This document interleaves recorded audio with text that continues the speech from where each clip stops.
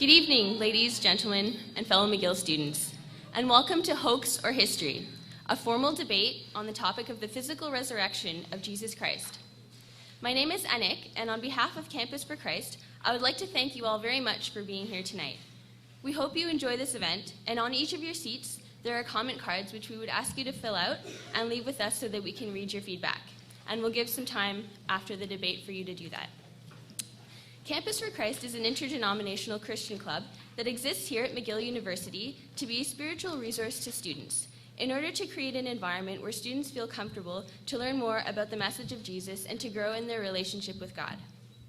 We are holding this debate in order to encourage spiritual dialogue on campus, based on our experience that students are interested in discussing such topics, and as such, we wish to hold events that are relevant and interesting. Our intent is that by respectfully presenting solid arguments for both sides of this debate, students will learn more and be able to better understand a topic whose historic significance is unquestionable. Tonight, we have the pleasure and privilege to introduce to you our two debaters, both from very different backgrounds and extremely knowledgeable in the topic of the resurrection. Mr. Shabir Ali holds a BA in Religious Studies from Laurentian University with a specialization in biblical literature, and an MA in Religious Studies from the University of Toronto with a specialization in Quranic exegesis. He is currently in his fourth year of PhD studies in Quranic exegesis at the University of Toronto. He is also the president of the Islamic Information and Dawah Center International in Toronto, where he functions as an imam. He travels internationally to represent Islam in public lectures and interfaith dialogues. He also explains Islam on a weekly television program called Let the Quran Speak. Past episodes of this show may be viewed online at www.quranspeaks.com. Dr. William Lane Craig is married with 2 children and currently is a research professor in philosophy at Talbot School of Theology, Biola University in La Mirada, California. Dr. Craig earned a doctorate in philosophy at the University of Birmingham and a doctorate in theology at the University of Munich. He has authored, co-authored, and edited over 30 books and over 100 articles in professional journals. He is a frequent public speaker and debater on university campuses. If you're interested in more of his work, he also has a website, www.reasonablefaith.org, with a large number of lectures, articles, and other resources available.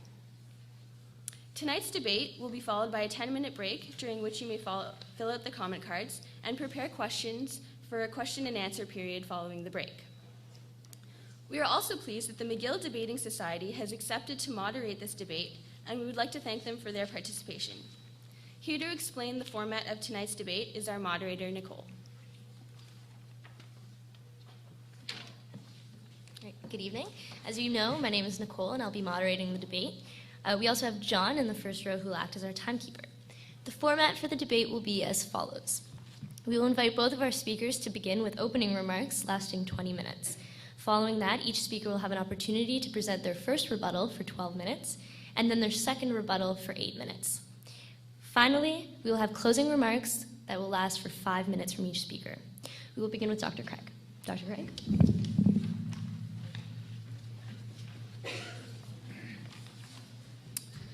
Good evening, and to our Arabic speakers, I say Salamu alaikum. Jesus of Nazareth is the most influential person who ever lived.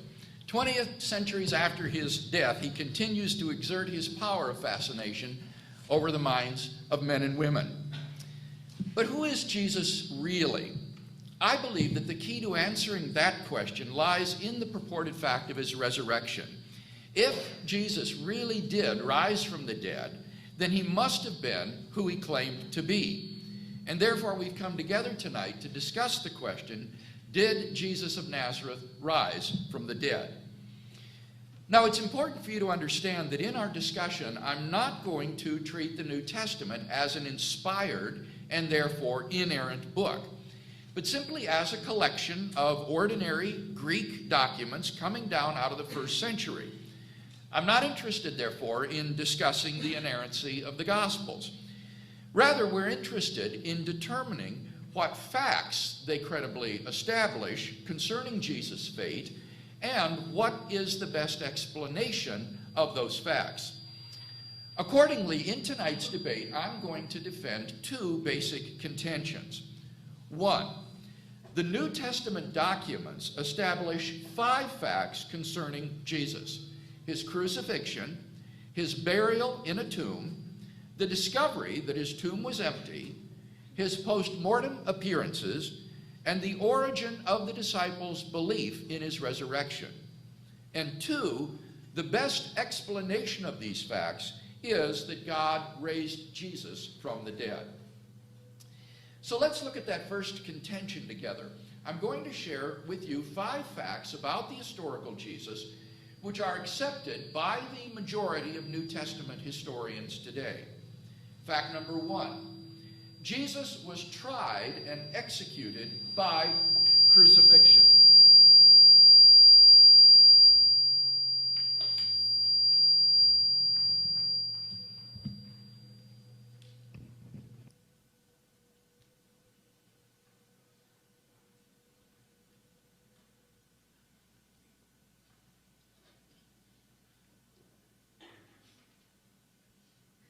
All right? Okay. Fact number 1 then was that Jesus was tried and executed by crucifixion. According to the Gospels, Jesus was condemned by the Jewish high court on the charge of blasphemy and then delivered over to the Romans for execution for treason for claiming to be king of the Jews.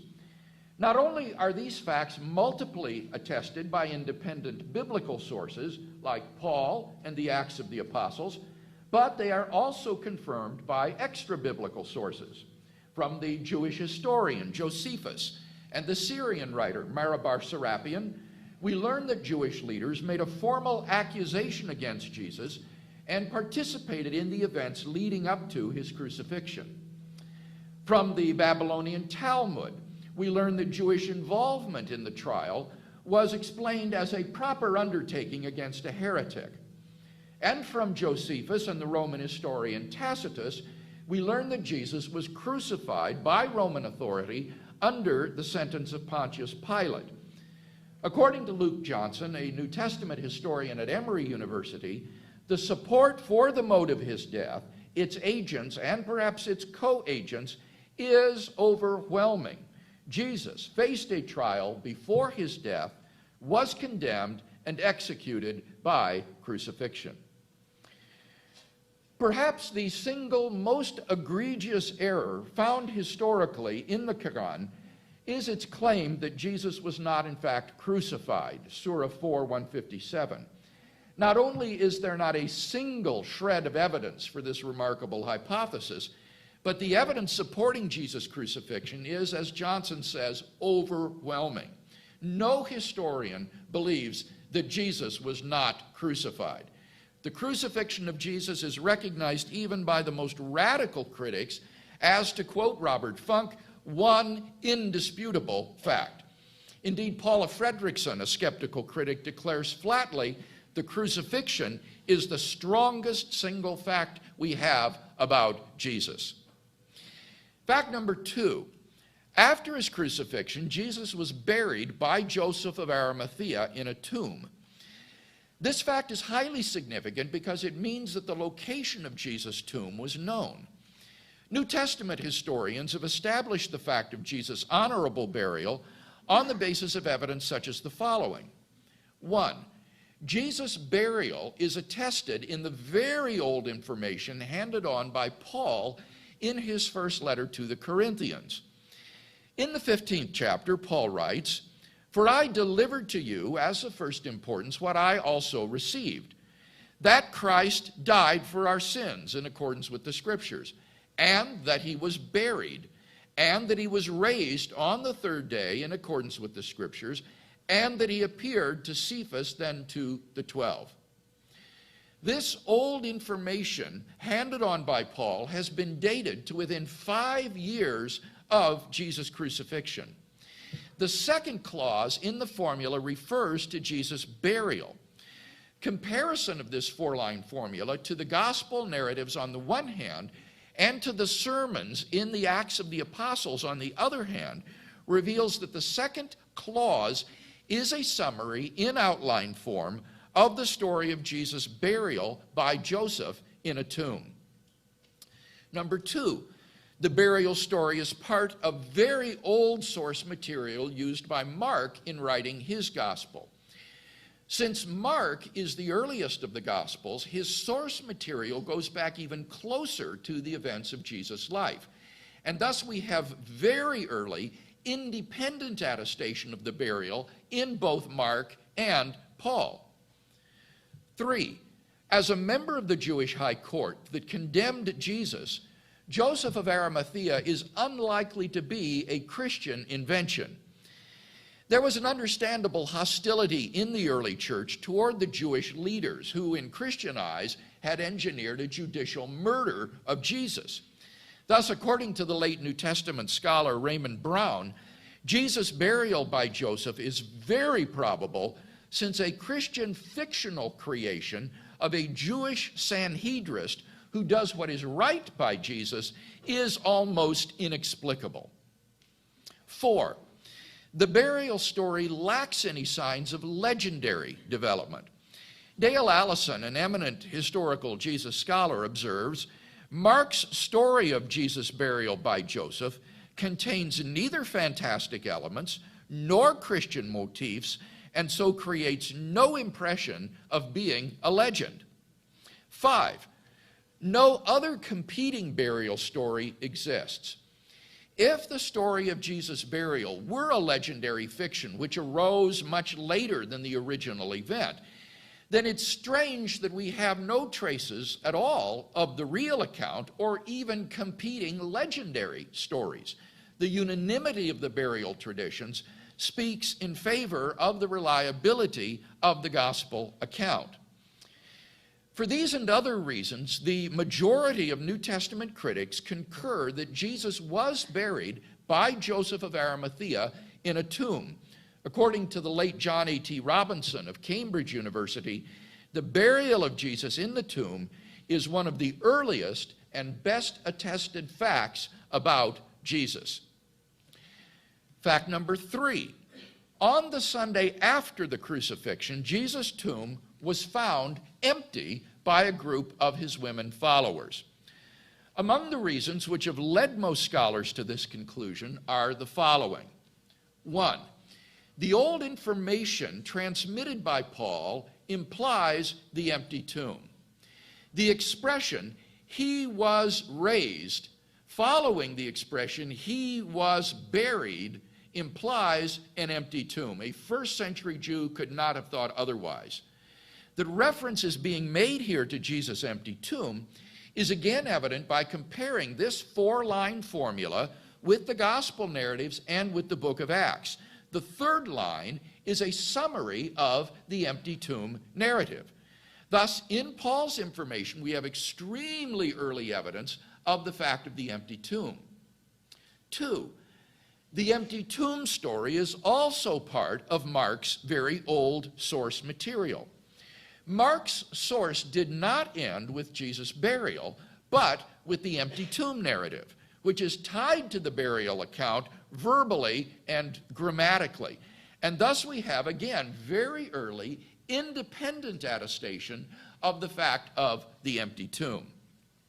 Number 3, the story is simple and lacks signs of legendary embellishment. In Mark's account, the women come to the tomb early Sunday morning and find the stone rolled away and the tomb empty. They see an angelic figure who proclaims to them that Jesus is risen and will appear to them in Galilee. They then flee from the tomb in terror and silence. Now, to appreciate the simplicity of this account, you have only to compare it to the accounts in the forged apocryphal Gospels of the 2nd century and beyond. They are colored by all sorts of apologetical and theological motifs which are conspicuously missing from the account in the book of Mark. At the very most, the critical historian would only want to excise from Mark's account the angelic figure as an embellishment, and what then remains is stark in its simplicity. 4, the tomb was discovered empty by women. In Jewish society, the testimony of women was regarded as untrustworthy.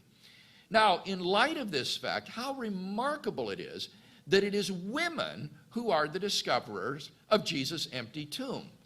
Any later legendary account would certainly have made male disciples, like Peter or John, discover the empty tomb. The fact that it is women rather than men who are the chief witnesses to the fact of the empty tomb is best explained by the fact that they were the discoverers of the empty tomb, and the gospel writers faithfully record what for them was an awkward and embarrassing fact. 5. The earliest Jewish response presupposes the empty tomb. In Matthew's gospel, we find the earliest Jewish response to the disciples' proclamation of the resurrection. What were Jews saying in response to the disciples' proclamation, "He is risen from the dead"? That these men were full of new wine? That Jesus' body still lay in the tomb there in the hillside? No. They said the disciples came and stole away his body. Now think about that for a minute. The disciples came and stole away his body. The earliest Jewish response to the proclamation of the resurrection was itself an attempt to explain why the body was missing. And thus we have evidence for the empty tomb from the very opponents of the early Christian movement itself. I could go on, but I think enough has been said to indicate why, in the words of Jakob Kramer, an Austrian specialist, by far most exegetes hold firmly to the reliability of the biblical statements concerning the empty tomb. Fact number 4. On multiple occasions and under various circumstances, different individuals and groups of people experienced appearances of Jesus alive after his death. This is a fact which is universally acknowledged among New Testament scholars for the following reasons. 1. The list of eyewitnesses to Jesus' resurrection appearances, which is quoted by Paul, guarantees that such appearances occurred. The old formula quoted by Paul goes on to say, "Then he appeared to Cephas, then to the 12, then he appeared to more than 500 brethren at one time, most of whom are still alive, though some have died. Then he appeared to James, then to all the apostles. Last of all, as to one untimely born, he appeared also to me." Given the early date of this information, as well as Paul's personal acquaintance with the people involved, such appearances cannot be dismissed as legendary, but must refer to actual events. Secondly, the appearance narratives in the Gospels provide multiple independent attestation of the appearances. For example, the appearance to Peter is attested by Luke and Paul. The appearance to the 12 is attested by Luke, John, and Paul. The appearance to the women is attested by Matthew and John. And appearances in Galilee are attested by Mark, Matthew, and John. The appearance narrative spans such a breadth of independent sources that it cannot be reasonably denied that the earliest disciples did have such experiences. Even the skeptical New Testament critic Gerd Ludemann therefore concludes, and I quote, "It may be taken as historically certain that Peter and the disciples had experiences after Jesus' death in which Jesus appeared to them as the risen Christ." Finally, fact number 5. The original disciples suddenly and sincerely came to believe that Jesus was risen from the dead despite every predisposition to the contrary.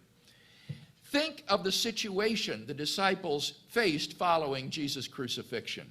Number 1, their leader was dead, and Jewish messianic expectations had no idea of a Messiah who, instead of triumphing over Israel's enemies, would be shamefully executed by them as a criminal. As Shabir Ali himself has put it, for a Jew, the idea of a crucified Messiah is as inconceivable as a married bachelor. 2, according to Old Testament law, Jesus' crucifixion exposed him as a heretic, a man literally accursed by God.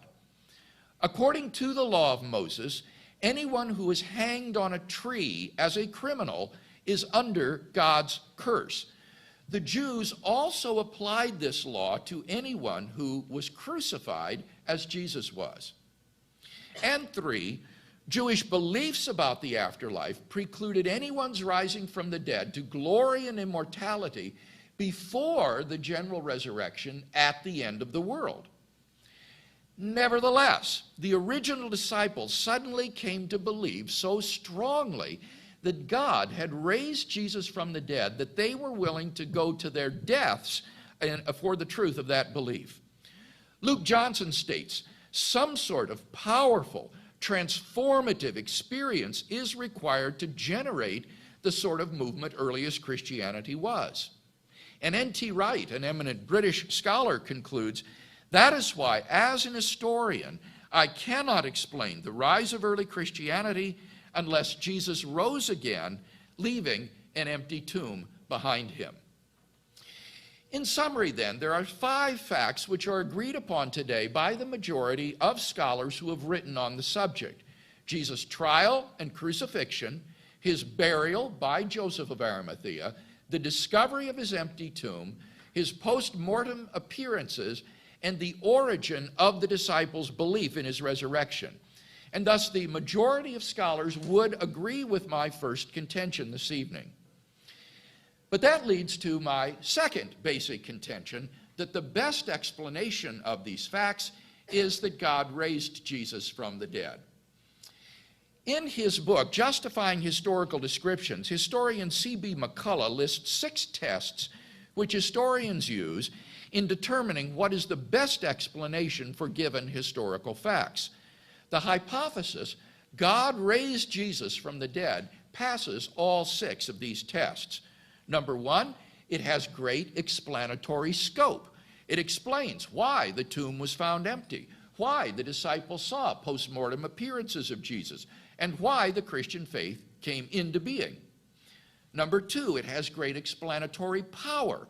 It explains why the body of Jesus was gone, why people repeatedly saw Jesus alive, despite his earlier public execution, and so forth. 3, it is plausible. Given the historical context of Jesus' own unparalleled life and claims, the resurrection serves as divine vindication of those claims. 4, it is not ad hoc or contrived. It requires only one additional hypothesis, that God exists. And even that needn't be an additional hypothesis if you already believe in God's existence, as Shabir and I do. 5, it is in accord with accepted beliefs. The hypothesis, God raised Jesus from the dead, does not in any way conflict with the accepted belief that people don't rise naturally from the dead. The Christian accepts that belief as wholeheartedly as he accepts the belief that God raised Jesus from the dead. And number 6, it far outstrips any of its rival hypotheses in meeting conditions 1 to 5.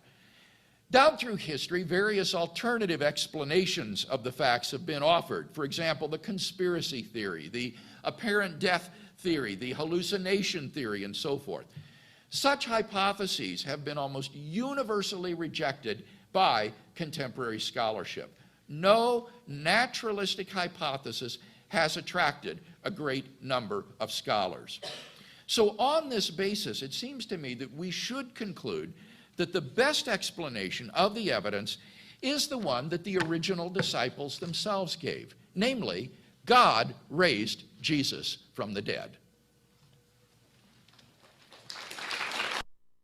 Generous introduction, and Anik as well.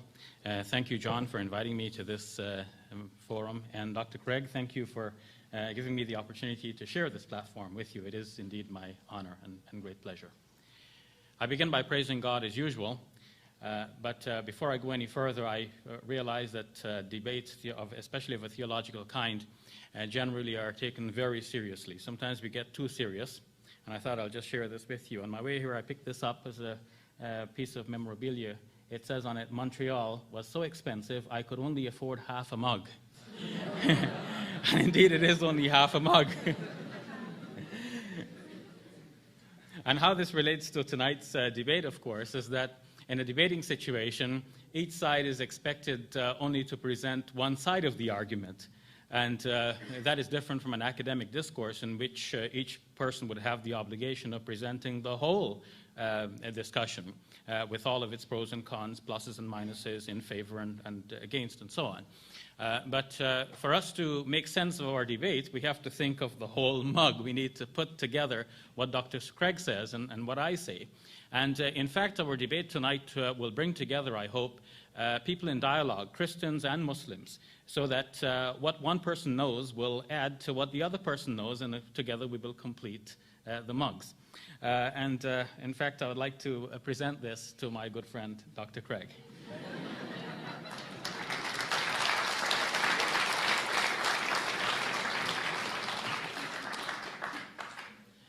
Now, I didn't mean to take extra time for that. I hope that that also counts within my 20 minutes.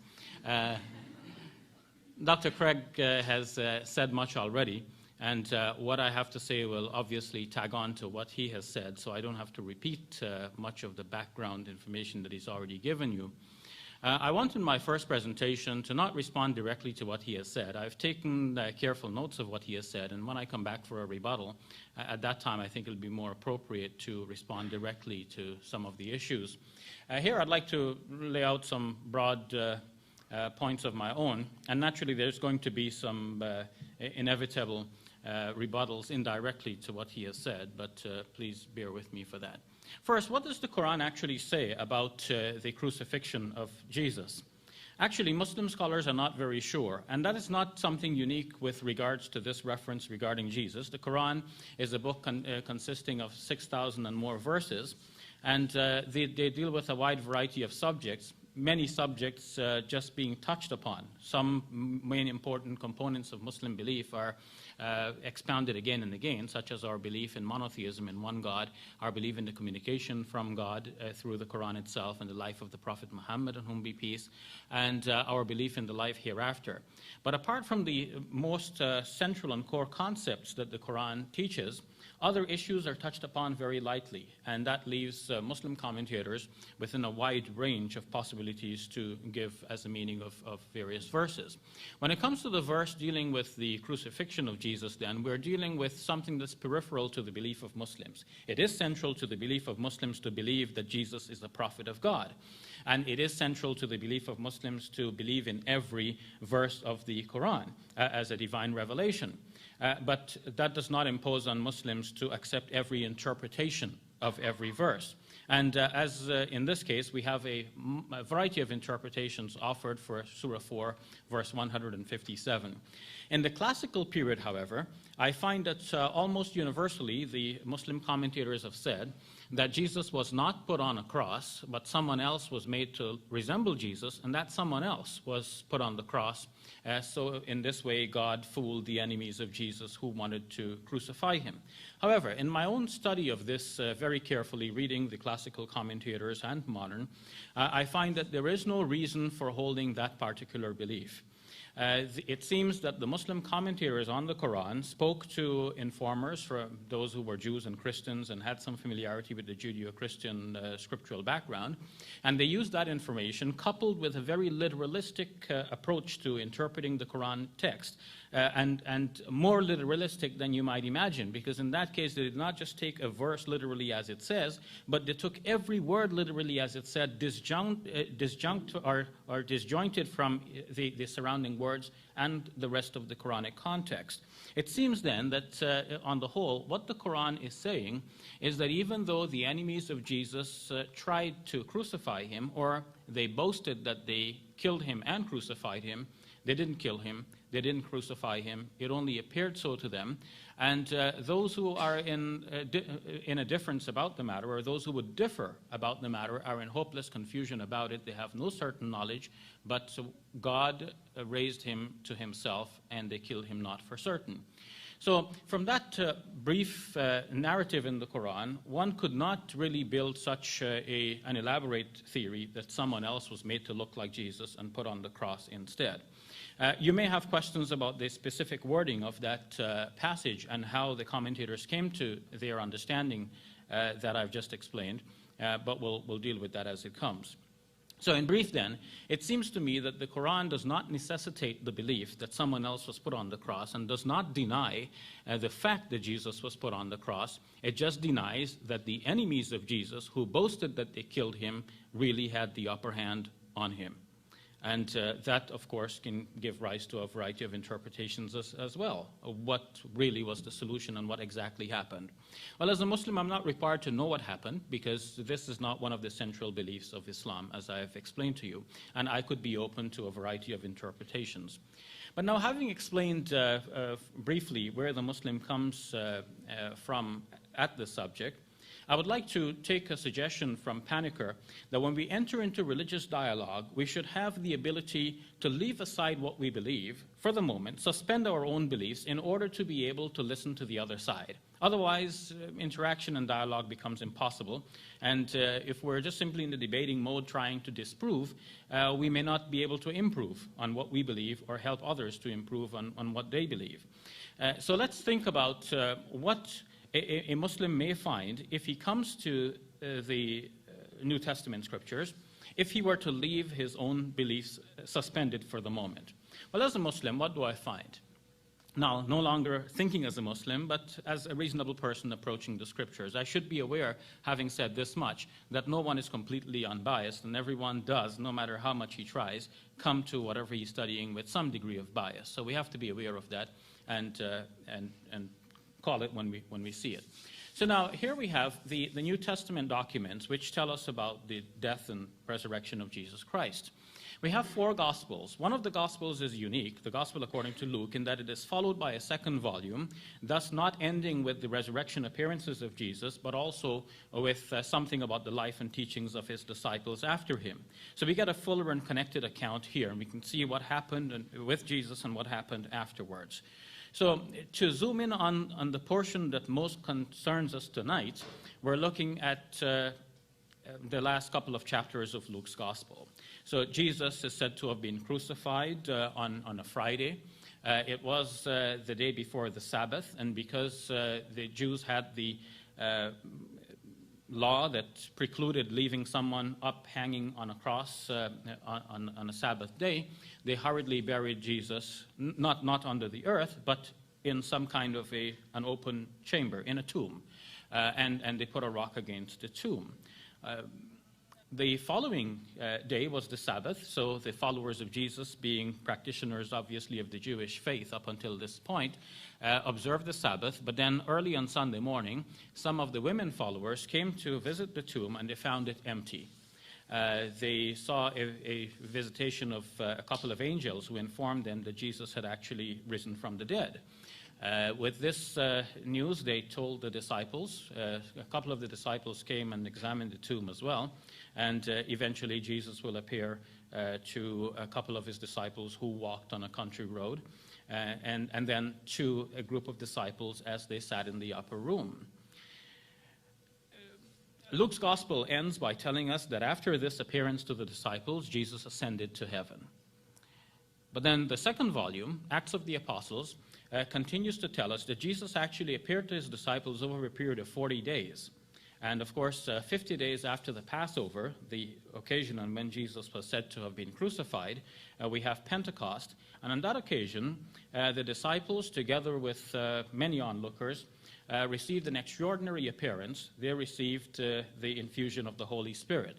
With that, they preached to the crowd about the fact of Jesus' resurrection, and many were converted on the spot.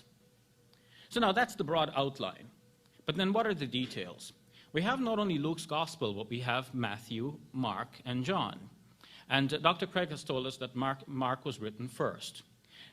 Most scholars today will agree that Matthew and Luke actually copied from Mark. But they didn't just simply slavishly copied.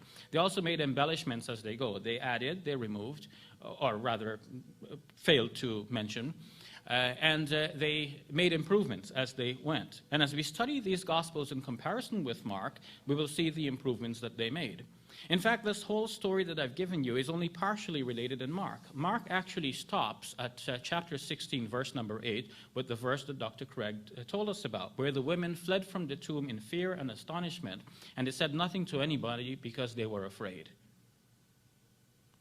Now, many people obviously were not happy with this ending of Mark's gospel. This is how it appears in the oldest manuscripts that we have. So we also find some other endings floating around. There is a so-called longer ending, another so-called shorter ending, and then in a manuscript kept in a library in Washington called the Phreologion, named after the library, there is even an insertion into the longer ending. So you have Mark's gospel stopping at verse number 8, then you have another 12 verses tacked on in what is called the longer ending, verses 9 to 20. And within that those verses 9 to 20, you have a further insertion by somebody else in another variety of ending.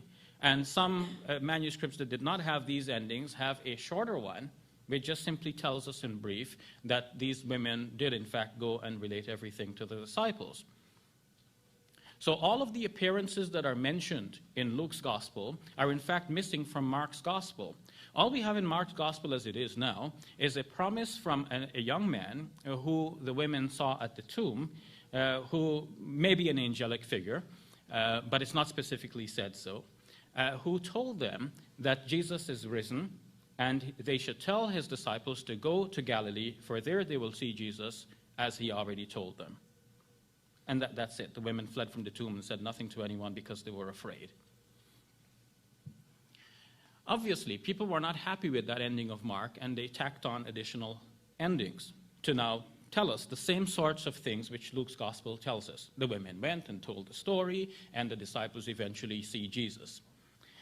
Mark was not happy with Matthew was also not happy with Mark's ending. Neither was Luke. So if we have Mark as the source, and then we have Matthew and Luke borrowing from Mark, what did they do with that particular verse which says that the women fled from the tomb and said nothing to anyone because they were afraid? Luke has it that the women understood already what the whole score was. They knew everything about what Jesus had said previous to his crucifixion, how he said that he is actually going to go through all of this and eventually rise from the dead. And so they eventually went and told the disciples. That's how Luke rephrases that verse. What does Matthew do? Matthew tells us, quite contrary to Mark, that the women fled from the tomb with fear and great joy, and they ran to tell the disciples. So you have a continuity with Mark's wording, but also a diversion from it and towards a new meaning. Now, Matthew has it that, in fact, the women, on their way to tell the disciples, actually meet Jesus. So you can see a development in the story, whereas in Mark's gospel, all they ever saw was a young man who may be an angel, but not necessarily so.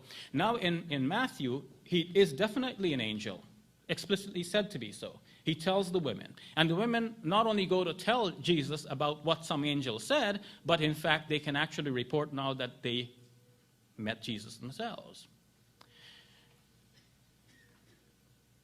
Now, the message of the angel in Mark's gospel was tell the disciples to go to Galilee. There they will see Jesus as he told them, meaning that Jesus had already told them this. And this is Jesus' message that the angel is giving to them. But in Matthew's gospel, the wording of the angel is changed. And scholars believe that the wording in Matthew's gospel is to make room for the fact that Jesus himself will appear to the women, and he himself will tell them to tell the disciples to go to Galilee. So in Matthew's gospel, the angel actually tells them that I have told you. Not that this is Jesus' message to you, this is my message to you, because Jesus will give his own message. If the wordings of angels can be changed like this, then one wonders what else might have been changed. But if we ask about the substantial fact of where Jesus appeared and to whom and when, we can find no corroborating evidence from one gospel to another. Let's look at what happens. So let's go back to Luke's gospel again. Luke's gospel has the disciples seeing visitations of Jesus in and around Jerusalem. And that continues into Acts of the Apostles. And in Luke's gospel, Jesus, when he visits them, tells them specifically, you should stay in Jerusalem until that which has been promised will come to pass. And this is an obvious reference to the event of Pentecost. So they stay in Jerusalem, obviously, if they follow Jesus' command. But that's a very different and contrary command to the one given in Mark's gospel, that they're to go to Galilee, and in Matthew's gospel, that they're to go to Galilee. Either they're to go to Galilee to see Jesus, or they're going to remain in Jerusalem to see Jesus right here. Some scholars try to dovetail the various reports in order to make them fit together. Somebody may suggest, for example, that Jesus went to Galilee, he saw them there, and then came back to Jerusalem and saw them there as well, or they saw him. But as James Dunn, a reputable New Testament scholar, has put it, this actually is not possible because given the distance, it will take too much time to go to Galilee and come back to appear, not that it will take Jesus that much time, but it will take the disciples so much time to go to Galilee and come back to be there on Easter Sunday to see visitations of Jesus in Jerusalem. Raymond Brown as well, who according to Dr. Craig is one of the greatest New Testament scholars of our present time, actually says that to do it this way does violence to the textual material. It does not really allow for that. Now, we didn't say anything about John's gospel yet, but let's say something about that. I've already said that according to Luke's gospel, Jesus appeared on Easter Sunday to his disciples when they were in the upper room. And Luke specifically says that there were 11 disciples. John's gospel has it that Jesus did appear to his disciples on that occasion. He doesn't tell us the number of them. But he tells us that a week later, Jesus appeared when Thomas was present, with the clear implication and the clear statement that Thomas was absent on the first occasion, which means that there were only 10 disciples. Now, were there 10 or were there 11? According to Luke, there were 11. According to John, only 10. Now, how does John get this down to 10? Raymond Brown tells us that John, in fact, gave us a variety of the same narrative in order to demonstrate some apologetic motifs. He wanted to show us that Thomas, the doubting one, will have the same kinds of doubts that we readers of his Gospels may have even today, but the doubts were already answered. So Thomas wasn't there. Why? Because John removed him. Not in fact, but for the literary purpose of creating this discourse to prove a point. So if the writers are writing to prove points like this, then to what extent can we believe in their narratives? And can we really distill certain unavoidable facts from this sort of narrative that they have put before us, when we can see that they actually tailor the narrative to suit these apologetic motifs? Dr. Craig, in his book, Reasonable Faith, actually in the introduction, recommends another book, A History of Apologetics by Robert Dulles. And Robert Dulles, in his book, in his book, actually tells us that the history of apologetics begins with the Gospels themselves. Each of the Gospel is an apologetic work.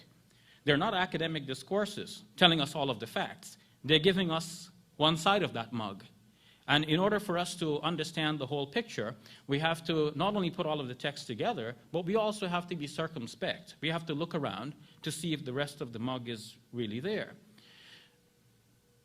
Paul tells us that Jesus appeared to the 12. But by this time, there never was a 12. There were either 11 as in Luke, or there was 10 as in John. But there never was a 12 at this time because of the 12 disciples, Judas Iscariot had betrayed Jesus, and he met his own deserved end. So maximum 11. How did Paul say 12?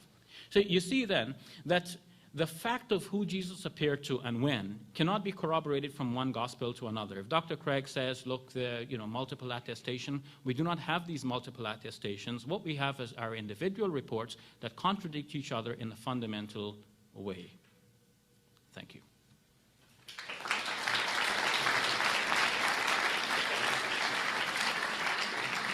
Thank you very much, Mr. Ali. And we now invite up Dr. Craig for his 12-minute first rebuttal.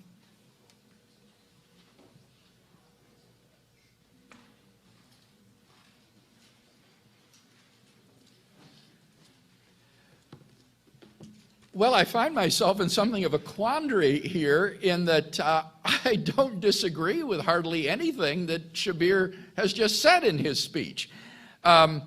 Remember, I said I would defend 5 facts in tonight's debate. First of all, that Jesus was tried and crucified, that he was buried by Joseph of Arimathea in a tomb, that tomb was found empty by a group of his women followers on Sunday morning, that he then after appeared to various individuals and groups of people, and that the original disciples came to believe in his resurrection despite every predisposition to the contrary. And I gave multiple lines of evidence in favor of each of those points. Now, Shabir has quibbled about the details, but he hasn't disagreed with any of those points, because I think he knows that these are historical facts that are accepted by the majority of historians today. What he did do was exactly what I said in my first speech I would not do, namely worry about the inerrancy of the Gospels and the little details and secondary features of the narratives. Rather, what I'm focusing on is the historical core of these narratives, however you may want to judge the historicity of the secondary details. And the fact is that despite all of the inconsistencies that Shabir wants to mention, the core of these narratives is recognized as historical today. Michael Grant is a secular historian, and he writes this in his book, Jesus, an Historian's Review of the Gospel. True, the discovery of the empty tomb is differently described by the various Gospels. But, he says, if we apply the same sort of criteria that we would apply to any other ancient literary sources, then the evidence is firm and plausible enough to necessitate the conclusion that the tomb was indeed found empty. As an example, in secular ancient history, Livy and Polybius give us 2 irreconcilable accounts of Hannibal's campaign to cross the Alps with elephants in his war against Rome. They're incompatible with each other, but no doubts that Hannibal, in fact, did mount such a campaign against Rome. So the fact of the matter is that the gospel accounts are historical in their core, however you might judge these secondary details. In fact, all 4 gospels agree that Jesus of Nazareth was crucified in Jerusalem by Roman authority during the Passover feast, having been arrested and convicted on charges of blasphemy by the Jewish Sanhedrin, and then slandered before the Roman governor Pilate on charges of treason. He died within several hours and was buried Friday afternoon by Joseph of Arimathea in a tomb which was sealed with a stone. Certain women followers of Jesus, including Mary Magdalene, mentioned by name, having observed his interment, visited his tomb early on Sunday morning, only to find it empty. Thereafter, Jesus appeared alive from the dead to the disciples, including Peter, who became proclaimers of the message of his resurrection.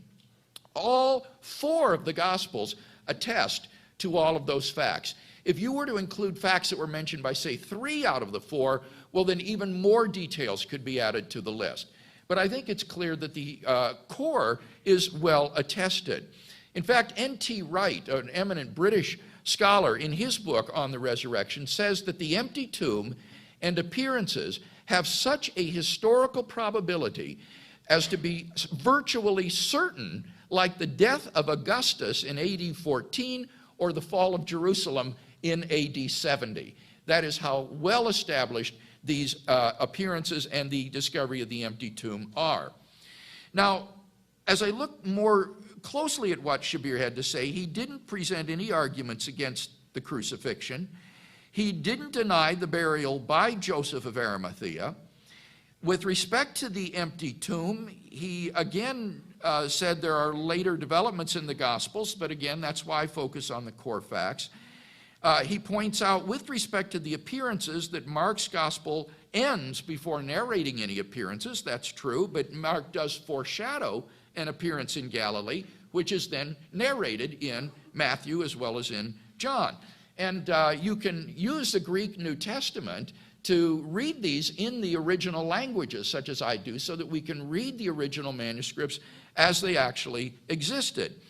With respect to the appearances, he says there's no corroborating evidence of the appearances, and that's simply false. As I explained in my first speech, in the Gospels, we have multiple independent sources for these appearances.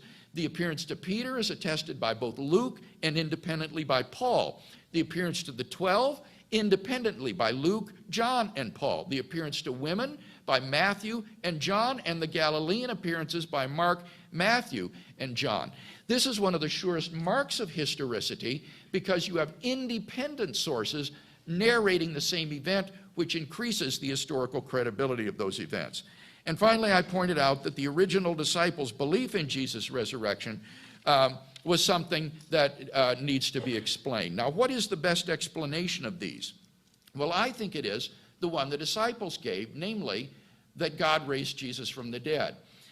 What Shabir contends in his published work is that the best explanation is to say that Jesus was taken down from the cross barely alive, placed in the tomb, and then God assumed him directly into heaven before he could die. Now, I want to make a few observations about this theory. First of all, a preliminary observation. No true Muslim can hold to this view. The Quran is very straightforward and unambiguous. It says, وَمَا خَرَلُوهُ وَمَا صَلَبُوهُ. They did not kill him. They did not crucify him. The ambiguity that Shabir is talking about is in the latter part of that verse, وَإِنَّمَا شُبِهَ لَهُمْ, which says it only appeared to them that they did. But the first part is very clear, straightforwardly and unambiguously. The Quran says they did not crucify Jesus. They did not kill Jesus. Unfortunately, the Quran is straightforwardly and unambiguously mistaken in this. The evidence is overwhelming for Jesus' crucifixion. And that's why Shabir deserts the Quran and instead affirms that, in fact, Jesus was crucified, but he wasn't killed. And as a result, what Shabir winds up with is a view that is neither Islam nor Christianity, but a kind of mishmash of the truth, what we might call Chrislam, a sort of mishmash of Christianity and Islam. Namely, Jesus was crucified, but he didn't die. But what I want to know is, if you've already deserted Islam by denying that the Quran is correct in saying that Jesus was not crucified, why not be consistent and go all the way and say that, yes, he was crucified and he was killed and then raised from the dead? And I do think that this is the view Shabir should adopt, because his own view has real problems, I think, both historically and theologically. Let me mention some historical objections to his view. First, mere visionary appearances cannot explain the origin of the disciples' belief in Jesus' resurrection.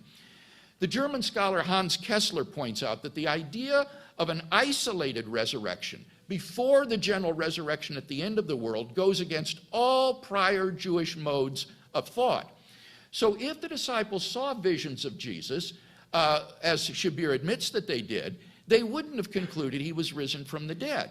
As James D.G. Dunn, whom Shabir quoted in his opening speech, says, it remains an indisputable fact that the earliest believers were absolutely convinced that they had seen Jesus risen from the dead. And yet, why did they conclude that it was Jesus risen from the dead? Why not simply a vision of the dead man? Why draw the astonishing conclusion that the resurrection had already taken place in the case of a single individual, separate from and prior to the general resurrection? There isn't any good answer to that question on Shabir's view. Mere visions of Jesus after his death would not lead to belief in his resurrection. Second problem is that the New Testament consistently draws a distinction between a resurrection appearance of Jesus and mere visions of Jesus. The appearances were confined to a short period of time following the crucifixion, but visions of the exalted Christ went on in the early church. Even Gerhard Ludemann admits that most scholars recognize this distinction. And what that means is you can't explain the resurrection appearances as mere visions, as Shabir wants to do. Third problem historically is that it's highly improbable that Jesus was still alive when he was taken down from the cross. The Romans were professional executioners. They were good at killing people. If Jesus had still been alive, they would have broken his legs so as to ensure his death on the cross. And in any case, the spear thrust into Jesus' side by one of the soldiers is an attested method of ensuring death by crucifixion that is found in Roman sources outside the New Testament. So in short, Shabir's hypothesis lacks, I think, explanatory scope, explanatory power, and plausibility. But not only are there historical objections, there are theological objections to this view. Two of them I want to mention. Number one, it comes too little, too late. For Jesus has already been exposed to humiliation, suffering, and shame by his crucifixion. He's already been shown to be under a curse, according to Mosaic law, by being crucified.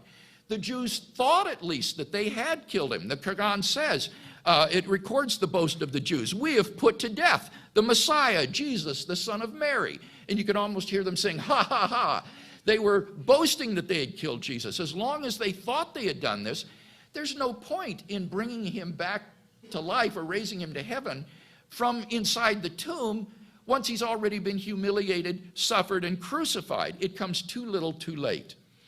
Secondly, Shabir's hypothesis turns God into a deceiver who fooled the disciples into believing that Christ was risen from the dead, thereby causing Christianity to come into being. On Shabir's view, it is Allah himself who is responsible for foisting the false religion of Christianity upon the world. According to the hadith of Sahih Muslim, on the day of resurrection, Christians will be summoned by God and thrown into the fires of hell because they worship Jesus as the Son of God. And yet, according to Shabir's view, it is God himself who is responsible for this blasphemy by tricking the disciples into thinking Jesus was risen from the dead and thereby foisting the Christian religion upon the world. So Shabir's view is not only, I think, historically implausible, but it's also, I think, theologically hopeless as well. I think that his view is vastly inferior to the resurrection hypothesis, which was, after all, the hypothesis that the original disciples gave to explain their experience of Jesus after his death.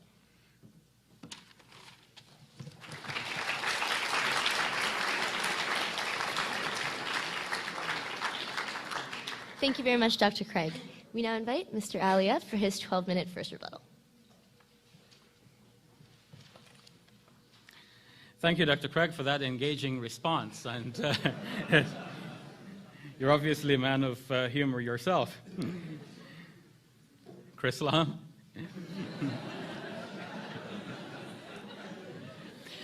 There is more to that verse than Dr. Craig has been able to explain.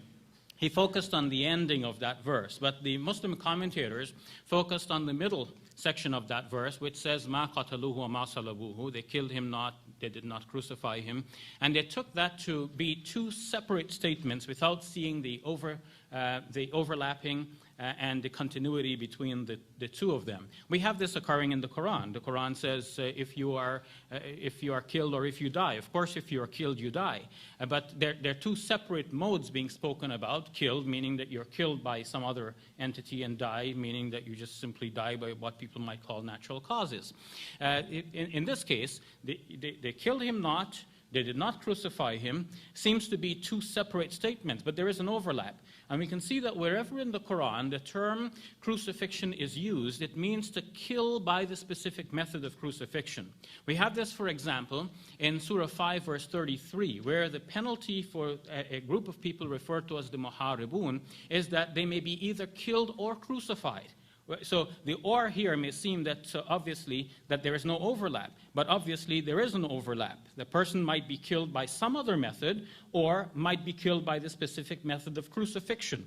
To me then, what the Quran Surah 4 verse 157 is saying about Jesus is that they killed him not by some other means, nor did they kill him by the specific means of crucifixion. Why is there a need for the mention of the specific method of crucifixion? I don't know. But there could be some interesting possibilities. It could be because there is a Jewish method of killing blasphemers, stoning, and there is the Roman method of killing criminals, crucifixion. The Quran could be saying that the Jews, even though they boasted that they killed Jesus, they neither killed him by their means, nor did they, as a matter of fact, crucify him, because after all, crucifixion is not their method.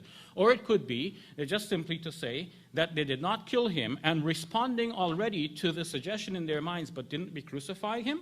And the Quran answers, no, neither did you crucify him. And that, of course, is a method of Quranic discourse as well, where the Quran answers the objections that may arise in the mind of the reader as it goes. As we ourselves may do in some of our essays, when we anticipate an objection, we write the answer to the objection immediately, dealing with the anticipated objection.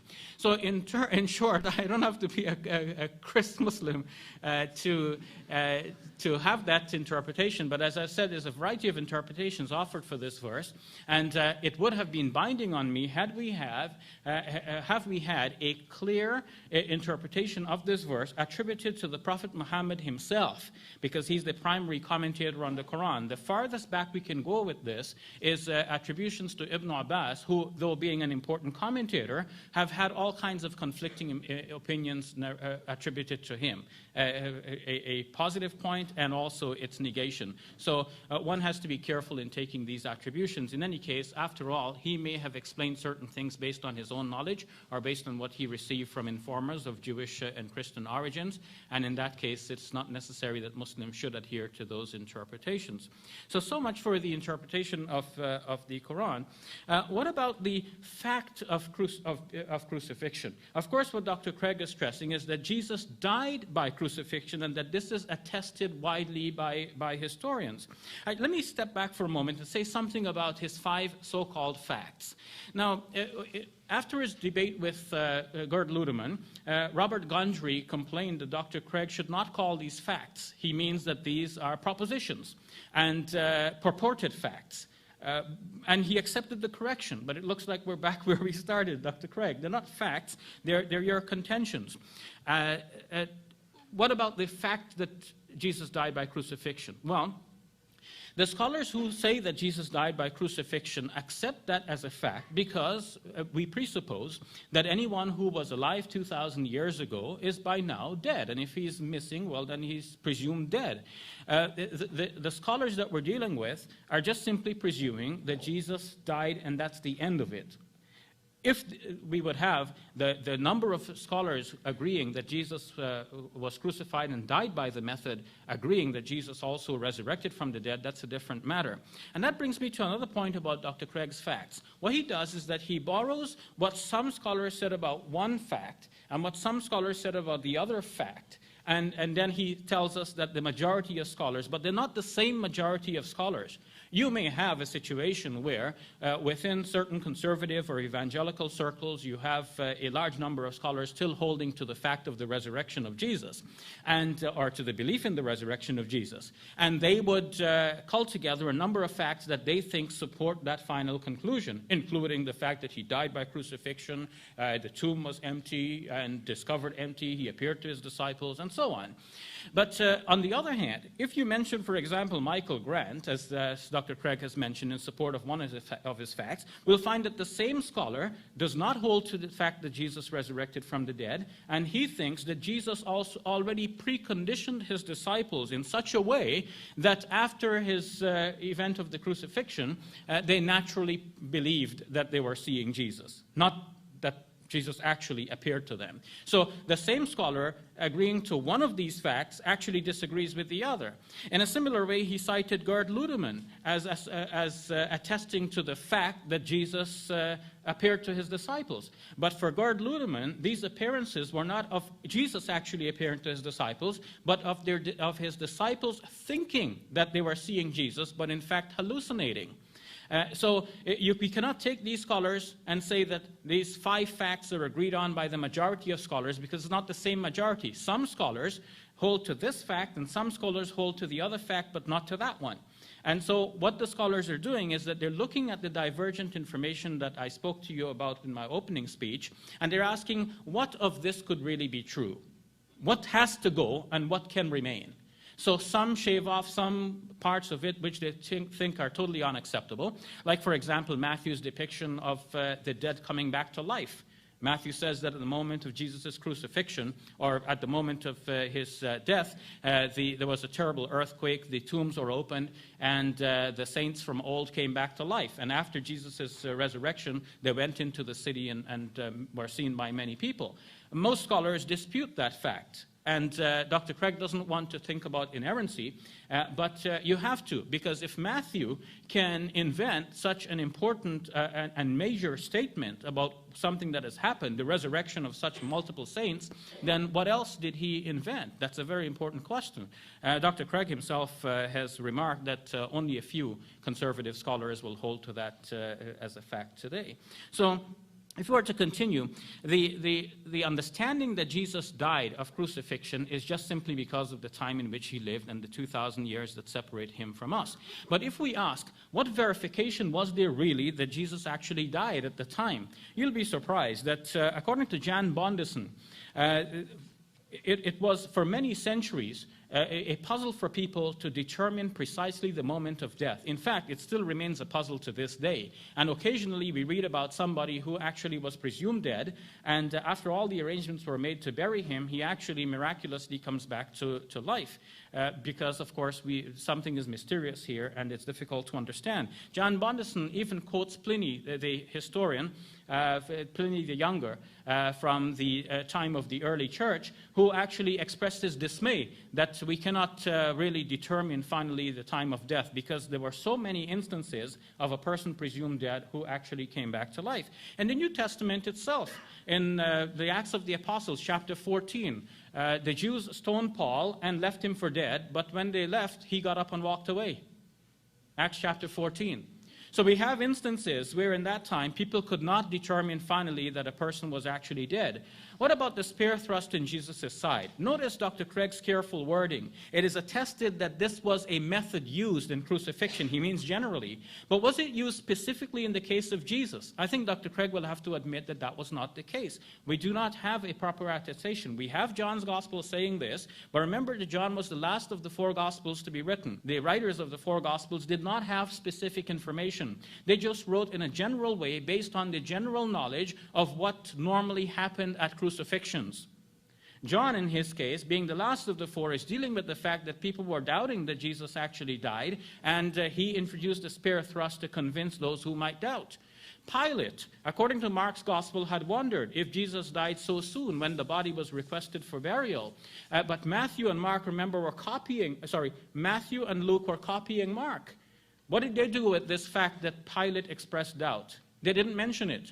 Raymond Brown, dealing with this, says that Matthew and Luke obviously omitted this because they didn't want their readers to ask the same question which readers of Mark will ask. When readers of Mark read that Pilate doubted that Jesus had died so soon, they themselves, readers of Matthew, the readers themselves will start asking, well, wait a minute, was he really dead?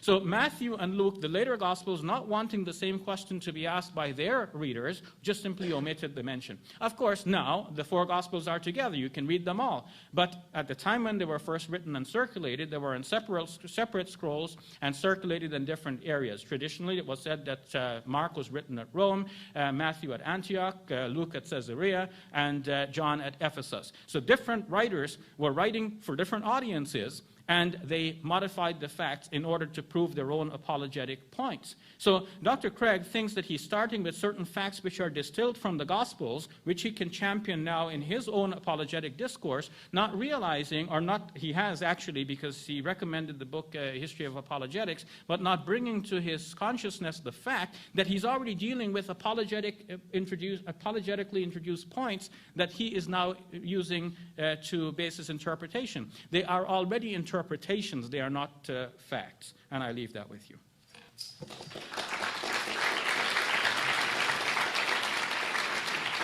Thank you very much, Mr. Ali. We now call upon Dr. Craig to deliver his 8-minute final rebuttal.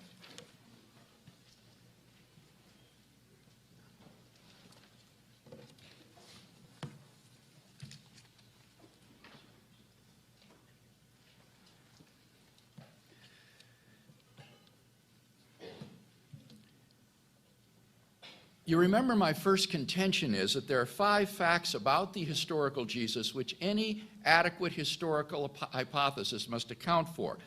Now, despite all of the tempest in a teapot about this, the fact is that Shabir agrees with all 5 of those facts because his own apparent death theory is an attempt to explain them. namely that Jesus of Nazareth was crucified, despite what the Quran says, that he was buried in a tomb, Shabir agrees, that that tomb was found empty, that there were then multiple appearances to different individuals and groups, and that the original disciples came to believe that Jesus was risen from the dead. We agree on those facts. Now, Shabir does protest, but these are not accepted by the same scholars in every case. What I'm saying is that these are accepted by the wide mainstream of New Testament scholarship. Now, I know those of you who are not Christian believers find this hard to accept. You find this incredible. But in fact, if you study the literature, this is true.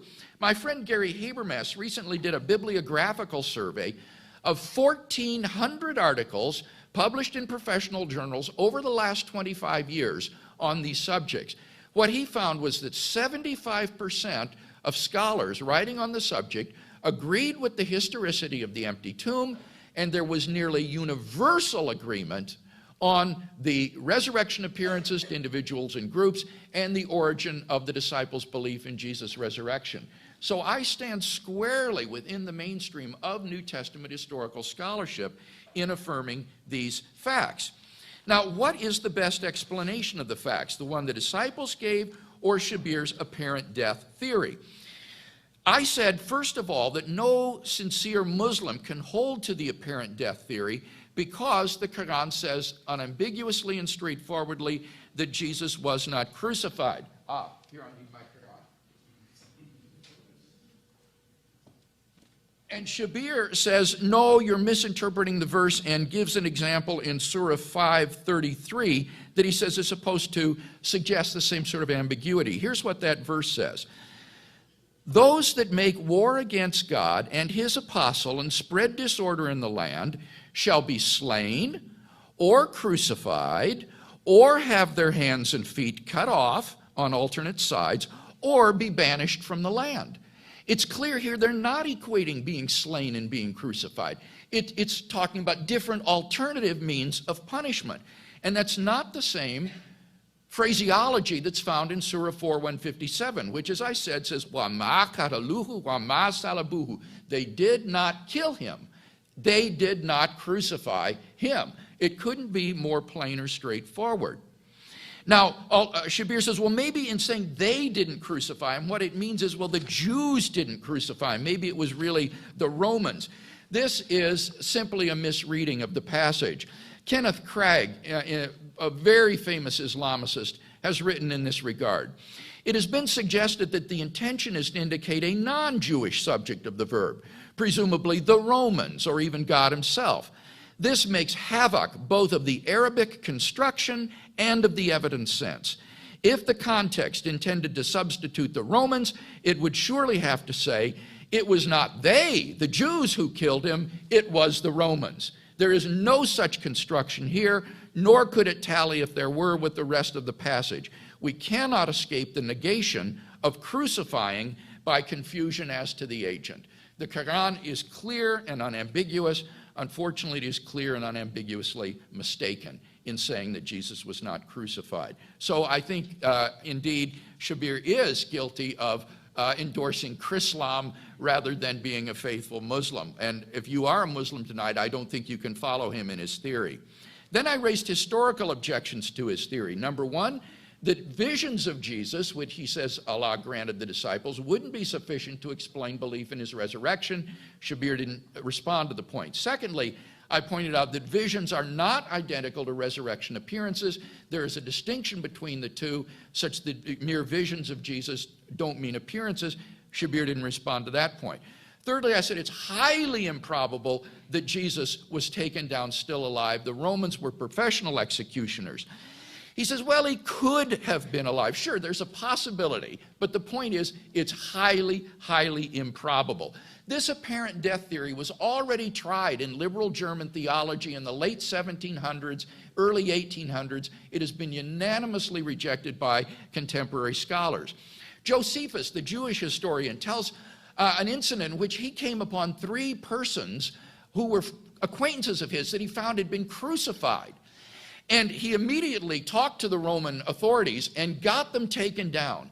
And yet, despite the best attention medically that Rome could give. 2 of them died immediately, and the third died sometime thereafter. The idea that Jesus could have survived his scourging and crucifixion, I think, is just highly, highly improbable. The spear thrust in the side, remember I said, was common practice done by Roman executioners, and that would ensure his death. As for Pilate being surprised that he died so soon, that's right, it was a quick death, and so Pilate determined from the centurion that he was really dead. They verified his death, and that's why they didn't break his leg. So I think Shabir's theory is at least highly improbable. What about the theological objections I raised to it? I said, first of all, it's too little too late. Saving Jesus after he's already been crucified and taken down and placed in the tomb doesn't do anything to save God's prophet. He has already been humiliated and shamed before his enemies. It's just too little too late. But secondly, it makes God responsible for the delusion of Christianity and hundreds of millions of people going to hell forever for believing in Christ as the risen Son of God. And all of the problems that Christianity has been for Islam over the centuries, all of this is a result of Allah's own doing in misleading the original disciples and thinking Jesus had been risen from the dead. So it just seems to me that theologically speaking, this theory is really quite preposterous. Frankly, it is a desperate attempt to try to save the phenomena, to try to admit all the facts, the 5 facts, and yet to figure out some other way to explain them without recurring to the resurrection of Jesus. But it is a highly improbable theory. It is a theologically objectionable theory. And I would just say, why not? Go with the theory that the original eyewitnesses gave. Why not believe these men when they said God has raised him from the dead? A belief for which they were willing to give their lives. I think that they were telling the truth, and I can't see any reason to adopt this Chrislamic theory as the alternative to it.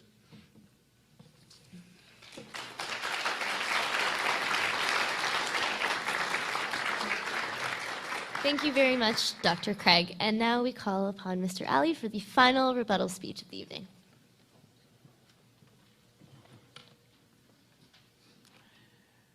Thank you, Nicole. Thank you, Dr. Craig. Again, that was very engaging, and I'm very glad that we're having this discussion. Notice what happens when we discuss the same point, and if you follow the trace of what is being discussed. I said that Dr. Craig spoke about the spear thrust in a general way, and now he's come back and spoken about it in a more specific way, but still not quite to the point. He did not get to the point of saying that this actually happened in the case of Jesus, because obviously we cannot depend on John's gospel on this. So in sum, we do not have a specific mention of some specific item that definitely killed Jesus. No such mention. Now he says it is common practice. Now he's upping the statement a little bit, but I would like to get some documentation to show that this is actually common practice. Actually, the Gospel of John, in mentioning this, gives the impression that it was not commonly done. It may be done, but it was not commonly done. So I think Dr. Craig is just, for apologetic reasons, improving upon the evidence here. He says that I didn't answer anything about the crucifixion or burial or empty tomb, but if you follow my discourse, I have been answering.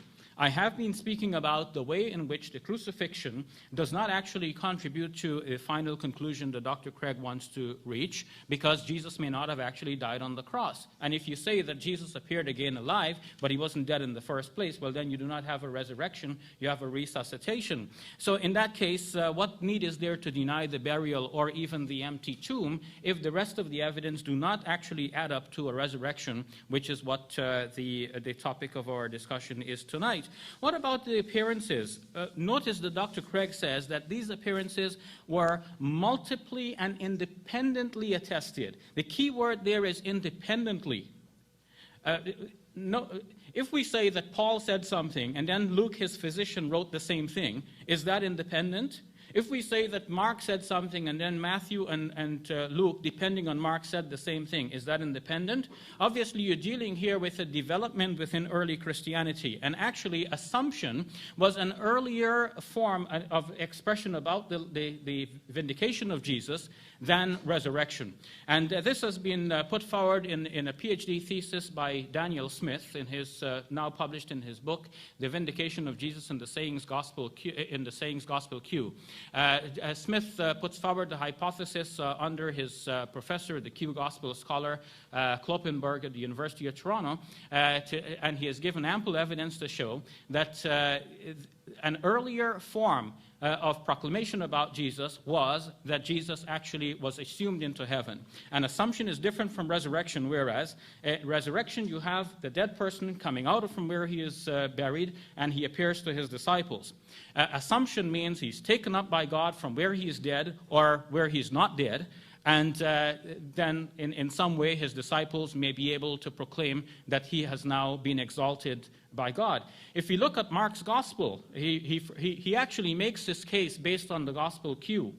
But he also shows us that by parallel, if we look at the ending of Mark's gospel, we have it that Mark ends at Mark chapter 16, verse 8, as I've already spoken about.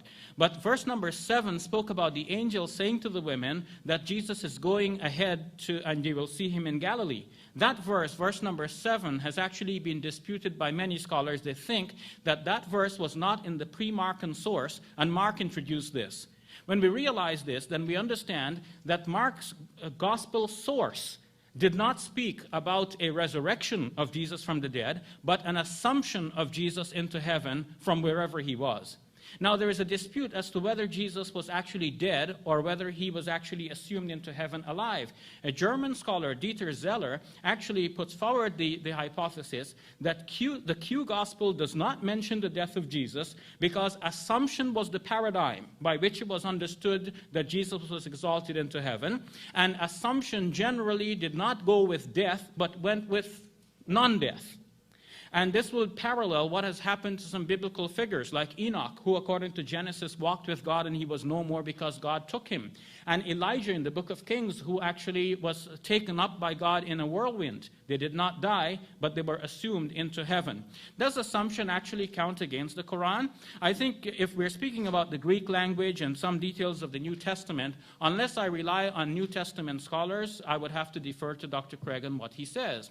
I think in a similar way, in the case of the Quran, I would like to put before you that I am a student of the Quran. Exegesis of the Quran is in fact my specialty. And I believe I know what I'm saying in this regard. But you don't have to take my word for it. I can also cite passages which, in fact, have a bearing on our discussion that have not really come up yet, but they are important. In more than one place, the Quran speaks and says that Jesus actually was taken in such a way that the term used is ambiguous as to whether or not Jesus died. The term is tawaffa, which in Arabic actually can, as a euphemism, refer to death, but it is not the original word for death. The word for death in Arabic is mata, he died. Tawaffa or tuwaffiya is a common way of saying that somebody died, but it is a euphemism, as if we said that somebody has passed on to meet his Lord. So the Quran says that God said to Jesus in Surah 3, verse 55, Inni mutawaffika wa rafi'uka ilayya. I am going to take you and raise you to myself. So that take is the word that is generally used as meaning taken in death. But it could also be taken in sleep. And this is where the classical commentators differed. They could not decide, did God take Jesus in sleep or in death? So while they denied that Jesus was killed by his enemies on the cross, some of them affirmed that Jesus actually died and then God took him. Or some said that God took him in sleep. In a similar way, Surah 5, verse 117 says, If qala Allahu, when God said to Isa, and then Isa replies, Falamma tawaffaytani, when you took me, the same verb, which could mean when you took me in death or when you took me in sleep. Now, from the details that we have, given the discussions that we have found, given the thesis of Daniel Smith, and others, it is clear that there was, in an earlier proclamation before the Gospels were written, the declaration that Jesus was exalted into heaven, a declaration that fitted more with the idea of assumption and not necessitating a resurrection from the dead. This is why we do not have in Mark's Gospel a further narrative which shows that Jesus appeared to his disciples, because that would be resurrection. And the original proclamation in Mark's source was actually about assumption. Reginald Fuller, in his formation of the gospel narratives, actually told us too that in Mark's source, minus Mark 16:7, obviously we are dealing here not with a resurrection from the dead, but with an assumption of Jesus into heaven. So how certain were they that Jesus actually died on the cross? They couldn't be certain, because in fact they came to break the legs of the crucified victims to ensure their death, to hasten their death. But they didn't break the legs of Jesus according to the gospel. So what then finally killed Jesus? In fact, we have no record. And the Josephus story shows that these guys were up on the cross for 3 days and then taken down, and still one survived. Jesus was only on the cross for a few hours. What killed him?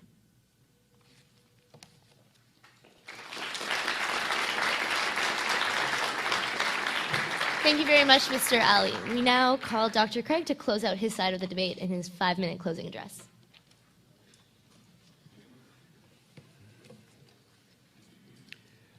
Well, we've certainly gotten into some technical issues of New Testament and Quranic scholarship this evening, but I hope that it has at least provoked your interest to look further into these matters. I've defended 2 contentions tonight. First, that there are 5 generally accepted facts about the historical Jesus that need to be explained: his crucifixion, his entombment, the discovery of the empty tomb, the resurrection appearances, and the origin of the disciples' belief. Shabir agrees with all 5 of those facts. Where we differ is, while he agrees Jesus was crucified, he doesn't think that Jesus died by crucifixion. But apart from that, we do agree on those 5 facts. So the real debate comes down to what is the best explanation for these 5 facts. And I suggested that Shabir's view is deficient in a number of ways. First, historically, I said, it lacks explanatory scope because it can't explain the origin of belief in the resurrection. It lacks explanatory power because visions are not the same thing as appearances. And finally, thirdly, it's historically improbable. Now, in his last speech, Shabir attempted to respond to this by saying, well, the primitive Christian belief was not in resurrection of the dead. It was actually in assumption or exaltation into heaven. And I submit to you that that is simply false. In 1 Corinthians 15:3, remember Paul quotes that old source that goes back to within 5 years of the crucifixion and even closer. And in it, it says, Christ died for our sins, he was buried, and he was raised on the 3rd day in accordance with the Scriptures. Belief in the resurrection of Jesus was the primitive belief, and exaltation was part of resurrection. He was not assumed into heaven. N.T. Wright, in his book on the resurrection, says the idea that there was originally no difference for the earliest Christians between resurrection and exaltation ascension is a 20th century fiction based on a misreading of Paul. Our Raymond Brown has said, with respect to belief in the resurrection, it is not accurate to claim that New Testament references to the resurrection of Jesus are ambiguous as to whether they mean bodily resurrection. There was no other kind of resurrection, says Raymond Brown. So I think it's clear that in the primitive belief, the earliest Christians believed in and proclaimed the resurrection of Jesus from the dead. And visions, such as you have on Shabir's hypothesis, just doesn't cut the mustard in explaining that. What about the improbability of Jesus being still alive when he was taken down from the cross? The reference for the spear thrust in the side comes from the Roman author Quintilian and is given in my published work. I cannot prove that it actually happened in Jesus' case, but what we can show is that this is a Roman executioner's process to ensure death, as is the breaking of the legs. John knows both the breaking of the legs as well as the spear thrust, which shows that he is right in touch with first century normal practices of Roman execution, and therefore I think we have no reason to doubt that Jesus was taken down dead which was, after all, the job of these Roman executioners to ensure. Then the theological objections have never been answered in tonight's debate, that Shabir's hypothesis is just too little, too late, and it makes God responsible for the delusion of Christianity and all these hundreds of millions of people going to hell for believing something that Allah deceived them into believing by presenting them with visions of Jesus and an empty tomb and making them think that he was risen from the dead. So if you're a Muslim student here tonight, I want to encourage you to try to think outside the box. Try not to let your beliefs be determined just by your family and what they might think or what your friends might think. I would encourage you to begin to think for yourself about the claims of Jesus of Nazareth and who he is and whether he might not be who he really is. I wasn't raised in a Christian home myself, but I became a Christian as a teenager when I began to search for the big questions in life. I began to read the New Testament. And I found in the teaching and person of Jesus a wisdom that I'd never encountered anywhere else, and an authenticity in this man's life that was just undeniable. And I eventually became a Christian, and it changed my life. Tonight, out in the foyer, the Gideons are going to be giving away free New Testaments to any Muslim student who would like one. And I'd encourage you to pick up one of these, take it home, and do what I did. Read it, and ask yourself, could Jesus really be who he claimed to be? God raised him from the dead as a divine authentication of those radical claims for which he was crucified. And I think that it could change your life in the same way that it changed mine. Thank you for sharing this debate with me tonight.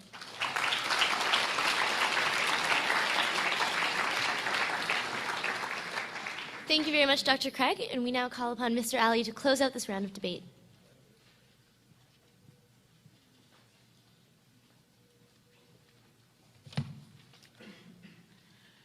And now, finally, what about the theological objection to the Muslim position in this discourse? The idea that God is a deceiver has been launched against the Muslim position based on what Muslims had explained classically, that God made someone look like Jesus, have that someone crucified, and then Christians have asked, well, doesn't that make God a deceiver in the whole process?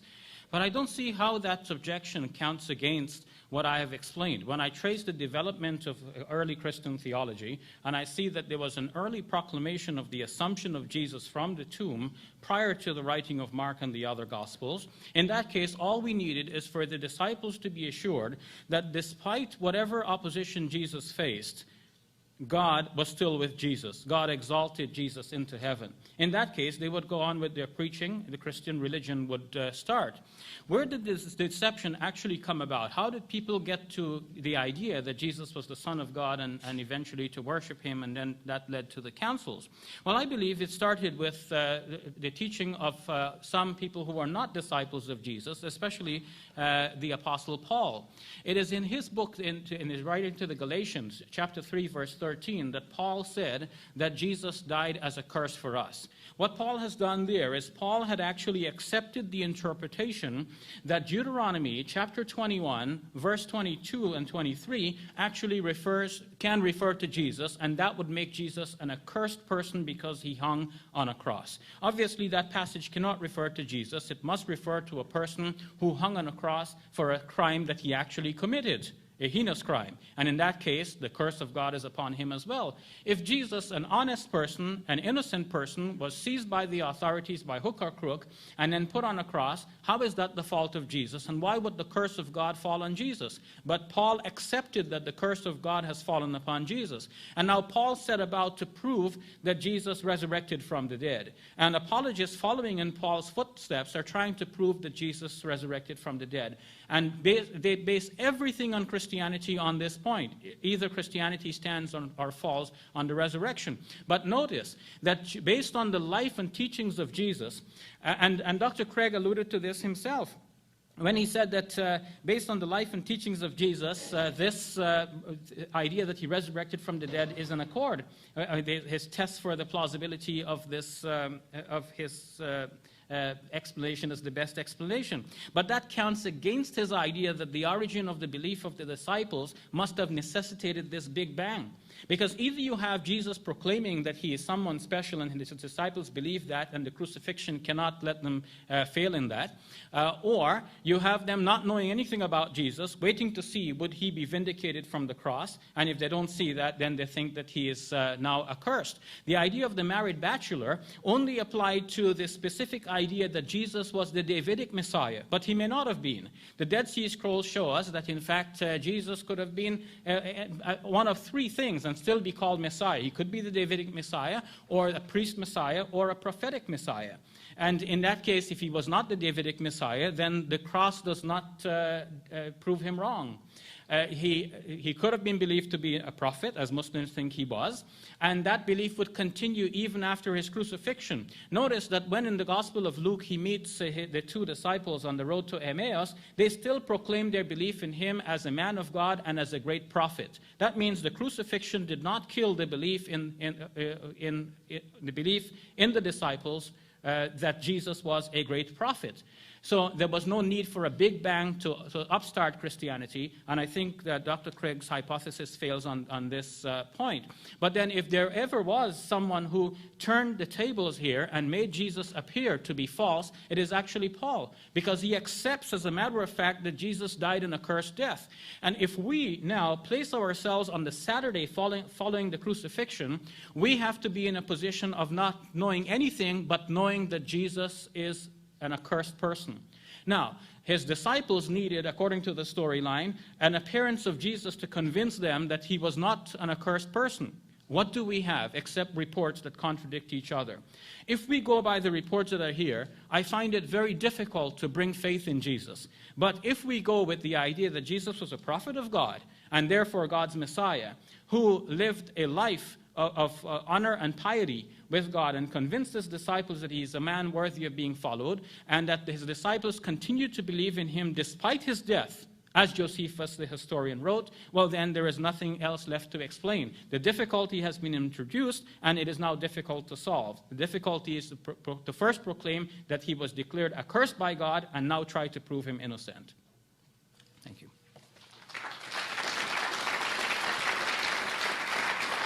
Thank you, Mr. Ali. I'd like to thank both debaters for their compelling argumentation that they provided during the course of this debate, and turn over the mic to our MC, Anik.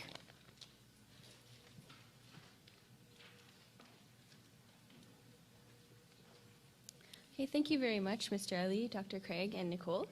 The formal debate portion of this evening is now over, so we would ask you to take this time for a break to fill out the comment cards on your seats, and if you can't stay with us for the remainder of the evening, you can leave them with one of the ushers on your way out. For those of you who will be staying, we'll just ask you to hang on to them, and if you're interested, I have a couple of books here which we will be drawing as prizes. They're written by a journalist by the name of Lee Strobel. One is The Case for Christ, which presents evidence for the existence of Jesus, and The Case for a Creator, which presents scientific evidence for the existence of God. So if you're interested in entering your name for that, just hang on to your comment cards and we'll pass around a box to put them in for the draw. Otherwise, you can hang on to them and give them to the ushers on the way out after the Q&A session. So in a few minutes, Nicole will explain the format of the question and answer period, and then we'll move on to that. Thank you. Like sweating, tremoring, getting a convulsion while he was prophesying, and making a sound like camel, and making a sound like ring, and you know this written in a book called Alamat al-Nubuwah.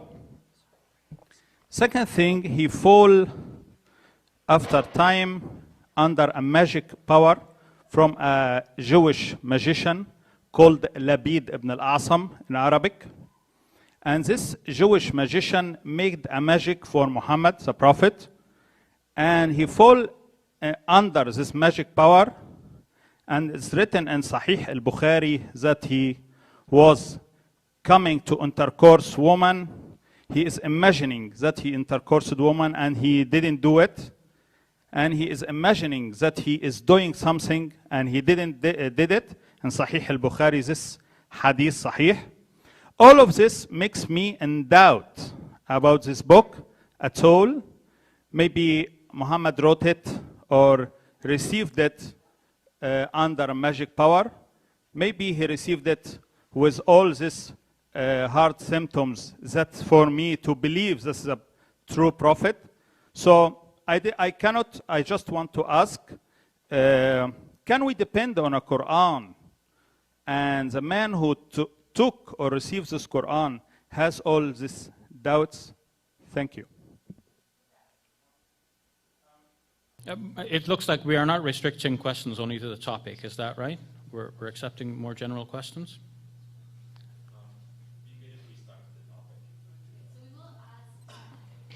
We will ask that people keep the questions to the topic at hand. Since that question was already asked, though, we'll accept it. Sure. And also just a reminder to limit questions to 30 seconds, please. Okay. Now, obviously, Muslims have thought about what evidence they can offer to show that the Prophet Muhammad, on whom be peace, really received a message from God. And there are better reasons than the speaker has asked about. There is, for example, the fact of the Prophet's illiteracy, the fact that he was psychologically unprepared to announce the Quran, and that the Quran is speaking to him and commanding him and telling him what to do, on occasion even criticizing him. The fact that the Quran speaks about past history, corroborating or being now corroborated by other independent historical investigation. The fact that the Quran actually speaks about the future, and then the future unfolds as the Quran has already dictated. The fact that the Prophet Muhammad, peace be upon him, was sincere. So even if he might be credited in some way as being able to write the Quran, one would wonder, why would he write the Quran and then fool people about it, since it is known that he actually gave his life defending and preaching when he was being tortured and persecuted. He could have abandoned mission, but he didn't. The fact that the Quran actually contains descriptions of physical phenomena, which modern scientists are actually discovering now to be true. So how could that be from a man who wrote some 1400 years ago? It looks like this is really from God. Nowadays we are finding also that the Quran, though it was, from as far as we know in history, collected in a way which non-Muslim historians would describe as being an ad hoc process, we can see that the guiding hand of God was actually there in the process now, because there are certain ways in which things fall into the Quran into place, giving mathematical patterns, such as, for example, the frequency of the occurrences of things in multiples of 19 in many different places in the Quran, in such a complex method that one is hard-pressed to say that this really is the work of a human being. So with all of these reasons together, we can say that there may be reports in Sahih Bukhari or elsewhere which may actually count against all of this. One might look at it and say, well, how could he be a prophet? And there could be answers for those. But the overwhelming testimony of all of these different areas of evidence that I've cited actually prove to me very clearly that Muhammad was a prophet of God and he received the Quran by divine inspiration. Well, I'm not very impressed with these sorts of arguments that the Quran prophesies things that have been discovered by modern science and so forth. Misguided Christians, I think, have tried to do the same thing with the Bible, saying it predicts television or atomic warfare and things like that. And inevitably, when you look at these passages closely, you find they're so ambiguous that they could be interpreted in sort of any number of ways. They're only, you're reading things into them after the fact. What I would like to say, though, about Muhammad that I think is interesting is to compare the quest of the historical Muhammad with the quest of the historical Jesus. We've talked a lot about the evidence for Jesus tonight, but Islamicists are just beginning a quest of the historical Muhammad now. And what you find is that the sources for Muhammad's life, like about his illiteracy and so forth, are really vastly inferior to the sources for the life of Jesus. The earliest biography of Muhammad comes over 100 years after he died and doesn't have any corroboration. You don't have multiple independent sources like we do for Jesus. So this is an area that definitely needs more exploration by scholars to ask ourselves, just what do we know of the historical Muhammad, his life and teachings? The next question now for Dr. Craig, sir. Yeah, Dr. Craig, I wish to know what you have to respond to the fact that Professor Ali brought that after the resurrection, the women at the tomb got the message that the disciples should go to Galilee, and the fact that the disciples were asked to stay in Jerusalem. I don't think you responded to Yeah. that. I mean, the best explanation, or most straightforward one, would be that Luke doesn't plan to narrate any Galilean appearances. And so he has them stay in Jerusalem so that they will then just have Jerusalem appearances. But we know from Mark's original gospel and from Matthew and from John that there were Galilean appearances. So it has to do with Luke's editorial work in terms of his limited purpose. I think he wants to show theologically that the gospel spread out from Jerusalem and that it originated in the capital city of Judaism and from there spread out. So he just skips over the Galilean appearances and doesn't narrate any of them. But he knew about them because he used Mark as one of his sources, and Mark mentions Galilean appearances. So the Gospels, as Shabir rightly says, the Gospel writers exercise editorial freedom to select and narrate and leave out facts as suits their literary purposes. And that's not a problem for anything that I've said tonight. I'm quite happy with that. To me, it is a problem regarding multiple attestation, because surely Luke knows what Mark has written, and yet Luke is choosing to go contrary to that. Luke specifically has Jesus say to his disciples, stay in Jerusalem until you receive the promise, which is widely understood to be the Pentecostal experience. So it's not only that they're selecting, but they're also putting words into the mouth of Jesus.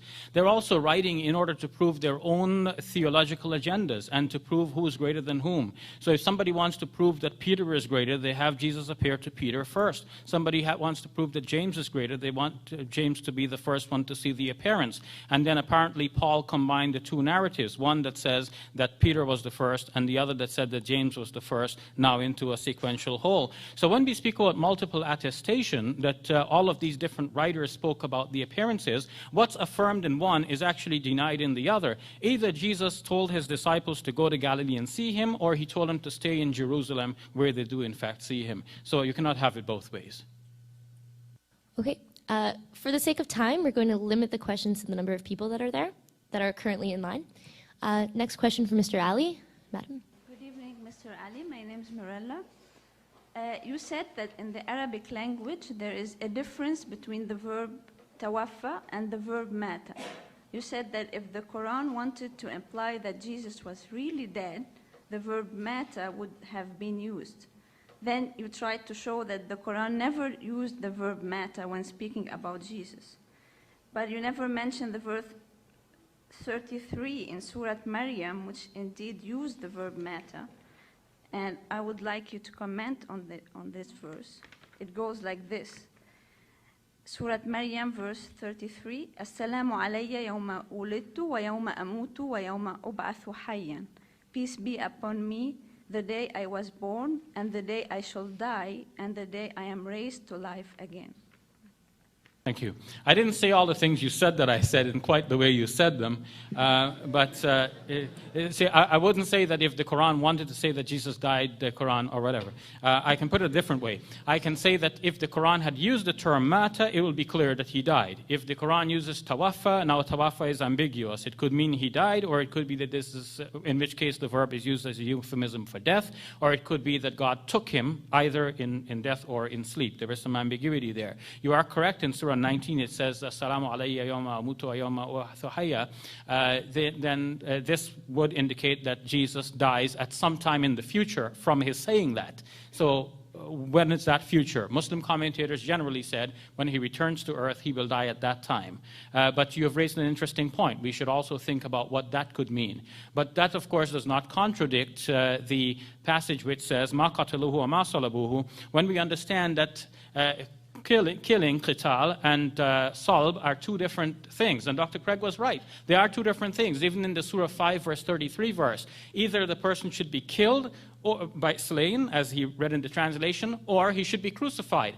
And all of the commentators generally agree that crucified here means that he should be hung on a cross until he dies. It wouldn't fulfill, they think, the requirement of that wording if the person was just put on the cross for a little while and then taken down. So they really mean that he should be crucified, meaning he should be killed by that particular method. So when this is denied in Surah 4 verse 157, مَا قَتَلُوهُ وَمَا صَلَبُوهُ, they killed him not and they did not crucify him, it means they did not kill him by that specific method of crucifixion. My commentary on these passages, my exegesis, I feel, is consistent, taking into consideration all of these passages, the one that mentions Maut in Surah 19, the ones that mention Tawaffa, and also the ones that mention Salb. Dr. Craig. The Quran is internally contradictory on this issue, as the gal pointed out at the microphone. In Surah 19:33, Jesus says, "Peace be upon me the day I was born, the day that I die, and the day that I shall be raised up to life." Now, since the Quran denies that Jesus died or was killed on the cross, commentators, as Shabir just said, have to say, oh, well, this means his death after he comes back again, not his death during his lifetime. But that is the wrong interpretation is evident from the fact that the very same thing is said of John the Baptist in Surah 19:15. Peace be upon him the day he was born, and the day that he dies, and the day that he will be raised to life. And the parallel between John and Jesus show that it's contemplating Jesus' death in this life prior to his resurrection at the end of the world. And so as Yusuf Ali, in his translation of the Quran, says, those who believe Jesus never died, he said, should ponder this verse carefully. I'm going to ask that all those asking questions, please make their questions as concise as possible. Sir. That's a very hard thing to do, just so you know. I'm very glad that we have two theologians here, and I really enjoyed the debate, by the way. My question is probably a little bit for both of you. The dating of the sources of Jesus' life. You spoke about Josephus, and from all accounts, he seems to have come 4 years. He was born, from all accounts, 4 years after Jesus' death. So obviously, it wasn't a first-hand account of Jesus' life. It would have been a second or a third-hand account, by any means. And another thing, the accounts of Jesus in the New Testament all seem to have been derived by one source, as Professor Ali said. If this is true, if I understood correctly, can we really trust these sources if they were all copied from one? Are they really independent? And is Josephus, someone we should trust if it's a second or third hand evidence? No, they really are independent. This was the point that I was making. There is literary dependence between Matthew and Luke and Mark. They probably knew Mark and independently wrote their Gospels using Mark. But there is independence between Matthew and Luke, and between Matthew, Mark, and Luke and John, and then between Paul and the evangelist. And so that's why I was very careful when I talked about multiple independent attestation, which is one of the most important criterion of historicity, to only use sources that are literarily independent. And that is important because when you have two early independent sources testifying to the same event, it's much less probable that these things were made up. It's much more probable it's credible. So what's significant is that in this pre-Pauline formula that's quoted in 1 Corinthians 15, you have an incredibly early source that goes back to within 5 years of the crucifixion. In the pre-Markan passion story of Jesus, you have an account that goes right back to the first decade after the events. And these are independent of each other and testify to some of these same events. And so this is what has convinced many historians that this is reliable. As for Josephus, right, he didn't have any firsthand contact with Jesus himself, but he was a first-century historian and is narrating events that happened within his generation. And that's really exceptional. I mean, when you look at the other sources for ancient history, for example, our sources for the life of Alexander the Great. The earliest sources for the life of Alexander are from Arrian and Plutarch, who wrote 400 years after Alexander's death, and yet they're largely regarded as reliable sources by Greco-Roman historians. Well, that's a question then of your openness to miracles and supernaturalism, not of the historical or literary quality of the sources. Well, the puzzle is that no one outside of Christian sources have attested to the resurrection of Jesus from the dead. How the disciples managed to contain their excitement over that 40-day period when Jesus was appearing to them is really remarkable. How did they manage to do that? When every other miracle attested in the New Testament has people broadcasting it, despite Jesus telling them, don't tell anyone. It seems that this obviously is a development within a certain closed circle of believers. They first proclaim it on the day of Pentecost, and then the listeners, they accept the proclamation without even asking, let's go check the empty tomb. Nobody seemed to be checking for evidence.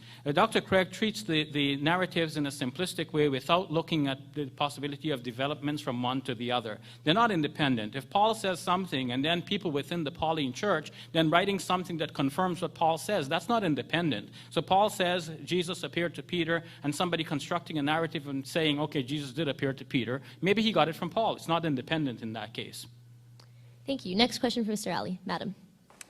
Hi. I'm just asking a question about something you said near the end there about the 3 different kinds of messiahs. I was wondering if you could explain that a bit further and I guess give examples of like maybe areas of the Bible where those 3 terms would be used, or even like the way that Jesus spoke about himself, whether he used the terms differently? Now, according to the New Jerome Biblical Commentary on page 1323, the Dead Sea Scrolls attest to the belief that 3 persons would appear who independently can each be called Messiah. One would be a king Messiah who would be a descendant of David, and he would take over from the Roman rule. And another would be a priestly Messiah who would be a descendant of Aaron. And a third would be a prophet Messiah who would be similar to Moses. The New Testament writers tried to make Jesus all of these things. But as Raymond Brown has said in his massive commentary on John's Gospel in the Anchor Bible, there is no evidence that Jesus actually claimed to be the Davidic Messiah. Some wonder if he even actually used the term in self-reference, the term Messiah at all. But if he did claim to be the Messiah, the obvious choices were the other 2. There's no reason to presuppose prior to his assuming a temporal throne that he was the Davidic Messiah. But the Gospel writers tried to prove that he's a descendant of David, he was the Davidic Messiah. They tried to apply whatever prophecies they thought of the Old Testament would apply to the Davidic Messiah. They tried to construct narratives that proved that Jesus fulfilled that. And then, so they created a problem where they first proved that Jesus is the Davidic Messiah, and then, or that he claimed to be the Davidic Messiah. Then they show that he was crucified, which is a contradiction in terms, like a married bachelor, which proves him false. According to Dr. Craig, the only way we can assert that Jesus rose from the dead is if God resurrected him from the dead. As a naturalistic hypothesis, this is absolutely impossible. But why should we even assume that God resurrected him from the dead when all we know prior to that is that he died an accursed death under God's own law? So we are actually stuck, and Dr. Craig's proof actually flounders on this very important logical contradiction in his story. Dr. Craig. Okay. There were many different conceptions of Messiah that were floating around in the era prior to Jesus. But the overwhelmingly most important of these in common was the idea of a royal Davidic Messiah who would be the king of Israel, who would reestablish the throne of David in Jerusalem. And what that meant in Jesus' time was someone who would throw off the Roman Empire.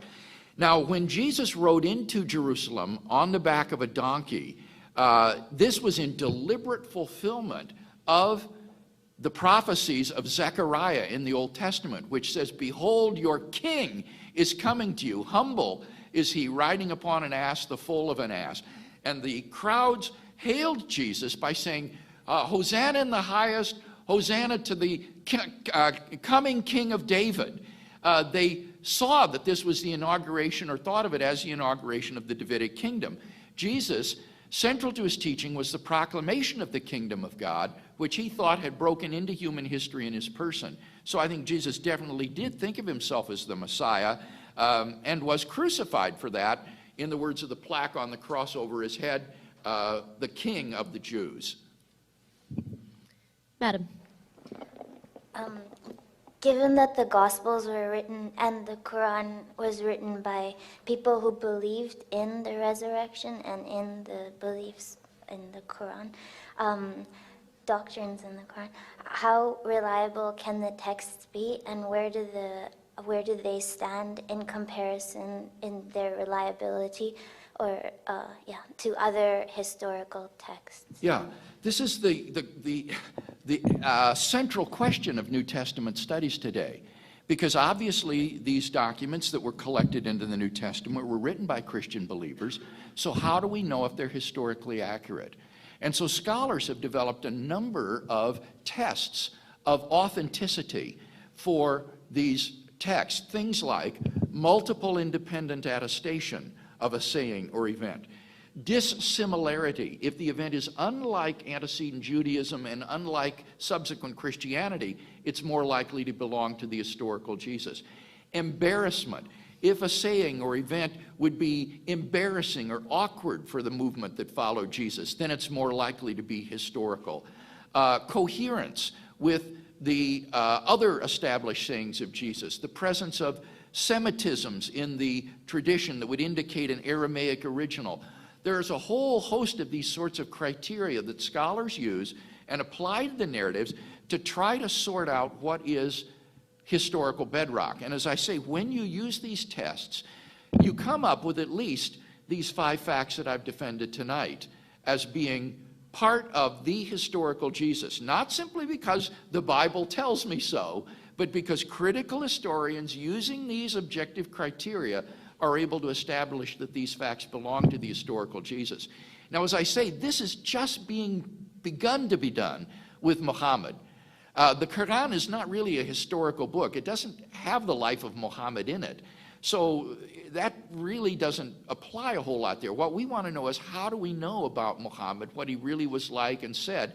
And that exploration really is in its infancy, whereas the exploration of the life of Jesus now has been going on for the last 200 years and has yielded great fruit. Sorry, we're not going to be able to allow follow-up questions because of time constraints.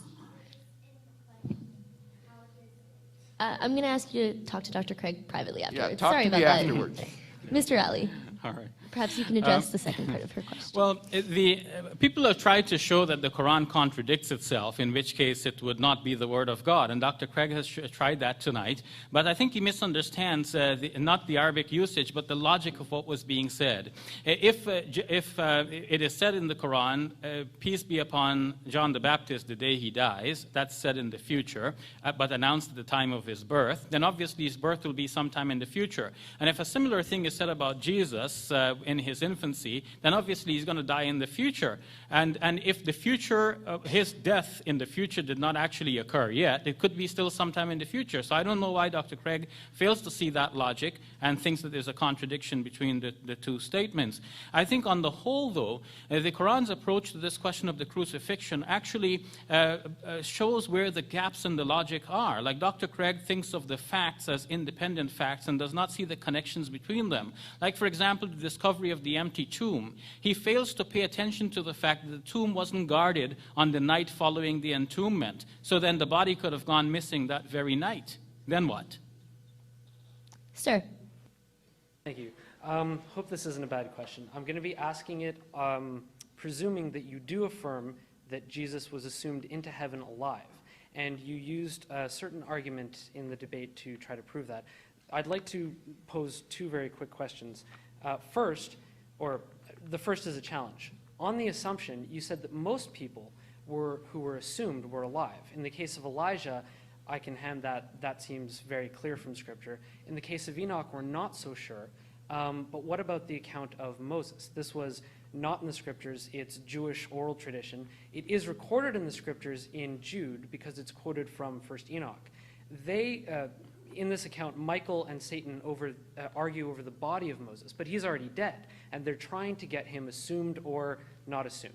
So that's the first challenge. The second thing is, if Jesus did assume, if you want to affirm the resolution that Jesus was in fact assumed into heaven alive, not crucified and dead, then why did the disciples of Christ, why did not his earliest followers say that? Why not avoid the embarrassment of something else? If this was something tenable for the first century Jewish mindset, even if they were believers in this Davidic Messiah, whatever he was, if this was tenable, why not go for that rather than the resurrection? Thank you. Actually, my position is a minimalist one, in that I start with the Quran and I ask, what could the Quran allow for? And I say, okay, assumption seems to be a reasonable possibility here. But I'm not saying that I believe that Jesus was assumed into heaven in the way that, for example, Daniel Smith is describing and the way he believes. I'm saying that this is a possibility. And you are correct. The whole point of Daniel Smith's book is that his difference with Dieter Zeller is that whereas Dieter Zeller thinks of assumption only of a live person, usually one who is rescued from death, Smith wants to prove that the very cases that you mentioned did exist, and it was possible to think of the assumption of a just dead person as well, and his exaltation into heaven. Your further question is why not use that as the proclamation? Probably they did. Dr. Craig, in his writing on the empty tomb, actually tells us how the story about the placement of the guard in Matthew's Gospel, though probably not historical, might have developed over time as a discourse that continued between Christians and their detractors. A Christian would say, Jesus is risen, and the detractors would say, oh, but his body must have been stolen. The Christians would say, but the tomb was guarded, and so on. And then the narrative develops to its full and final form as it appears in Matthew's Gospel. So a similar sort of development could have occurred with the proclamation about Jesus. If Christians proclaim that Jesus is alive, and then someone says, but wait a minute, isn't his body rotting in the tomb? Well, then you move it one notch upward to say, but his tomb was empty, and so on. You go further from that. Dr. Craig. I commend you on that very perceptive question. The earliest Christian proclamation was not Jesus' assumption into heaven, was it? It was, he is risen from the dead. We see that in 1 Corinthians 15:3 and in the pre-Mark and Passion story. You're right, however, that even dead people could be assumed into heaven. If you look at the extra biblical book called The Testament of Job, chapter 40, there's a story of 2 children killed in the collapse of a house who are immediately assumed into heaven. So the disciples could have declared that, but they didn't. And your question is key. Why didn't they say he was assumed into heaven? Why did they preach, in contradiction to Jewish beliefs, his resurrection from the dead? That requires a sufficient explanation. And I think that's the huge challenge facing not only the naturalist, but also the Muslim. I'd like to remind everyone that the best kind of question is a quick one. And with that, sir. Okay. This is kind of following up on the last one, actually. Dr. Ali mentioned that the source Q for the Gospel of Mark mentioned that, forgive me if I misunderstood, that assumption was the paradigm of the time and not resurrection for the Messiah, if I got that right. I don't think he said that, but it's not true in any case. Okay. So what's the question? What does the Q source actually say? Where does it... Okay, the Q source is a hypothetical document that is material that is common to Matthew and Luke that they didn't get from Mark. And as such, it's a sayings source. It isn't a narrative source, so it doesn't have a passion story or resurrection accounts or anything like that. It's just, it's kind of like things from the Sermon on the Mount. It's a sayings source of Jesus, not a gospel. So it's simply a mistake to think of Q as a gospel. It's just like sayings of Jesus that Matthew and Luke may have incorporated in addition to what they got from Mark into their Gospels. But the only Q communities that we know of, as John Meyer points out, in the New Testament times are Matthew and Luke's communities, and they both include the passion story along with the resurrection of the dead. So there's simply no evidence at all for any kind of primitive Christian Q community that lacked belief in the resurrection of Jesus. Mr. Ali. What is interesting about this is that actually Q does not specifically declare anywhere that Jesus died. There are statements about the killing of prophets, which one may say may reflect on him, but no statement that he actually died. And now, why did that statement get omitted? According to Dieter Zeller, it's because the proclamation about Jesus in that community was about assumption, and assumption generally, according to him, did not go with death. It was a rescue from death. This belief, even though contradicted by Daniel Smith's own study, as I've mentioned previously, actually it does have other attestation. For example, from the Gospel of Peter.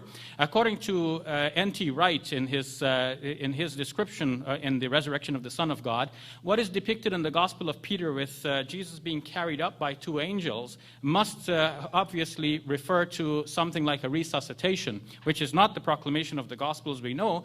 And of course, the Gospel of Peter has Jesus appear in a gigantic form with his head reaching beyond the clouds, but nevertheless, this might have started out as a resuscitation and a carrying up of the angels of a person who was obviously in that helpless position.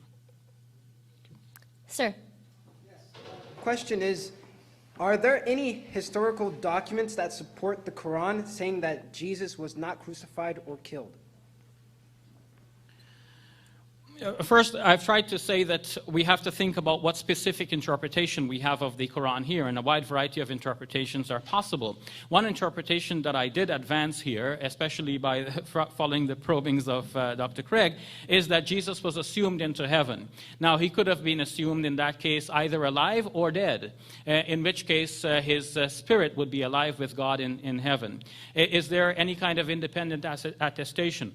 When we look at the Gospels, which are the only things we have commenting on Jesus now, sometimes we get locked into a box of thinking. Like, we have these Gospels, we're staring at them and we're saying, if not this, then what? So why do we have to have an answer?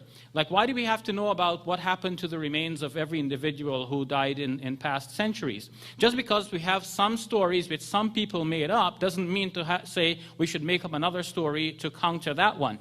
But does the Quran say something that actually might be validated by some of our independent studies? And I've shown yes, because when we look at the fact of how people died and were buried, if Jesus was actually taken down from the cross and buried as a common criminal in a shallow grave, then definitely his remains are done for, and nobody says that he resurrected. If somebody wanted to say that he resurrected from the dead, he could have come bursting out of the tomb, out of the grave. But that's not what happened.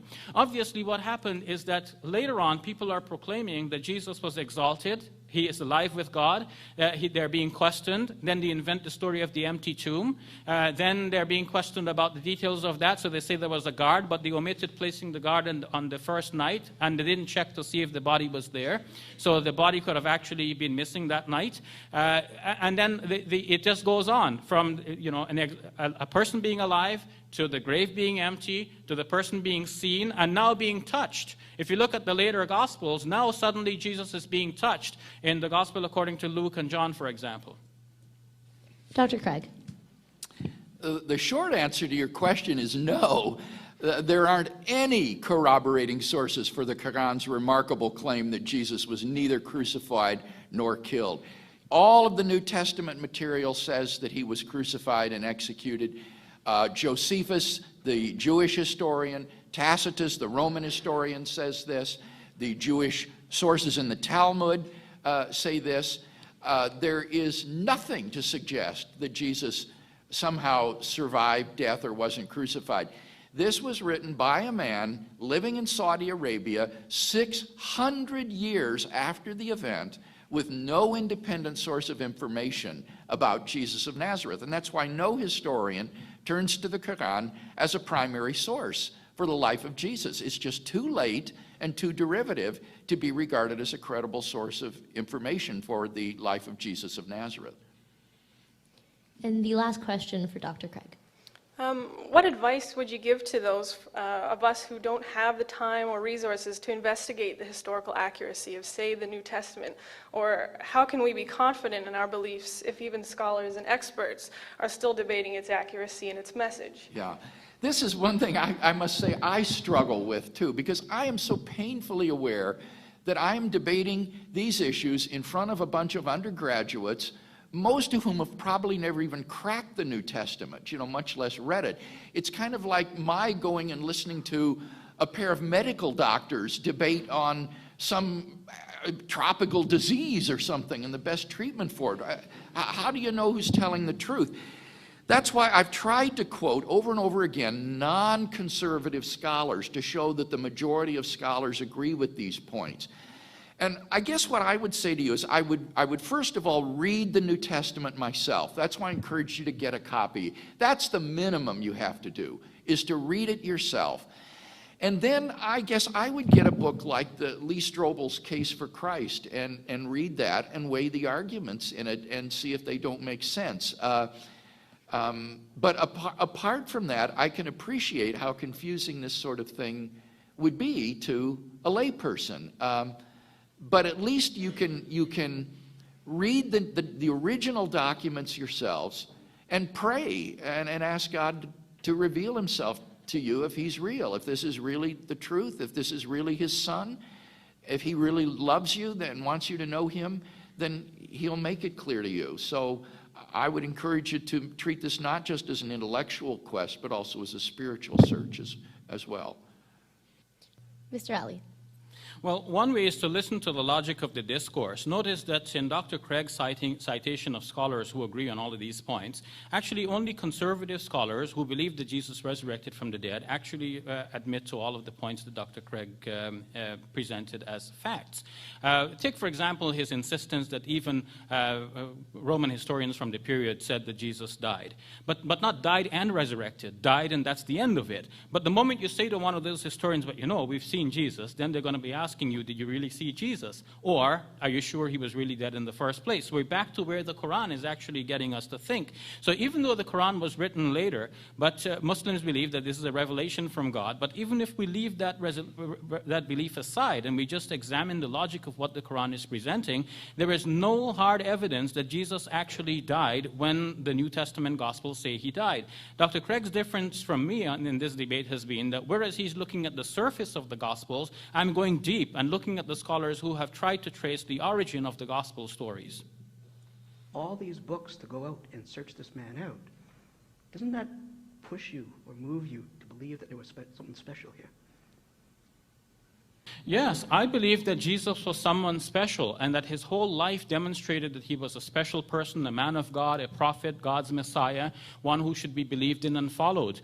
The complication that arose and gave rise to our discussion here tonight is the complication that the New Testament Gospels, in addition to everything I've already said, also presented him as the Davidic Messiah. And by the logic of what we learned from Dr. Craig, if such a Messiah was killed, that proves that he was false. So in that case, now you need something to prove him to be true finally. And what would prove him to be true? The only thing we have left is the resurrection, which is so difficult to prove. But by Dr. Craig's own logic, you can see the difficulty, because you mentioned the Magi. If we think about everything that happened in the New Testament Gospels, we have to negate the bulk of that in order to have Dr. Craig's fifth point of fact to be a fact. Why is that? Because if Jesus performed all these miracles, if he was attracting wise men from the east, and if there were angels singing, praises of the newborn king, and the shepherds were watching their flock out at night, and a star is shining over a particular house in Bethlehem, then why would people stop believing in Jesus just because the Jewish leaders of the time crucified him in an unjust manner?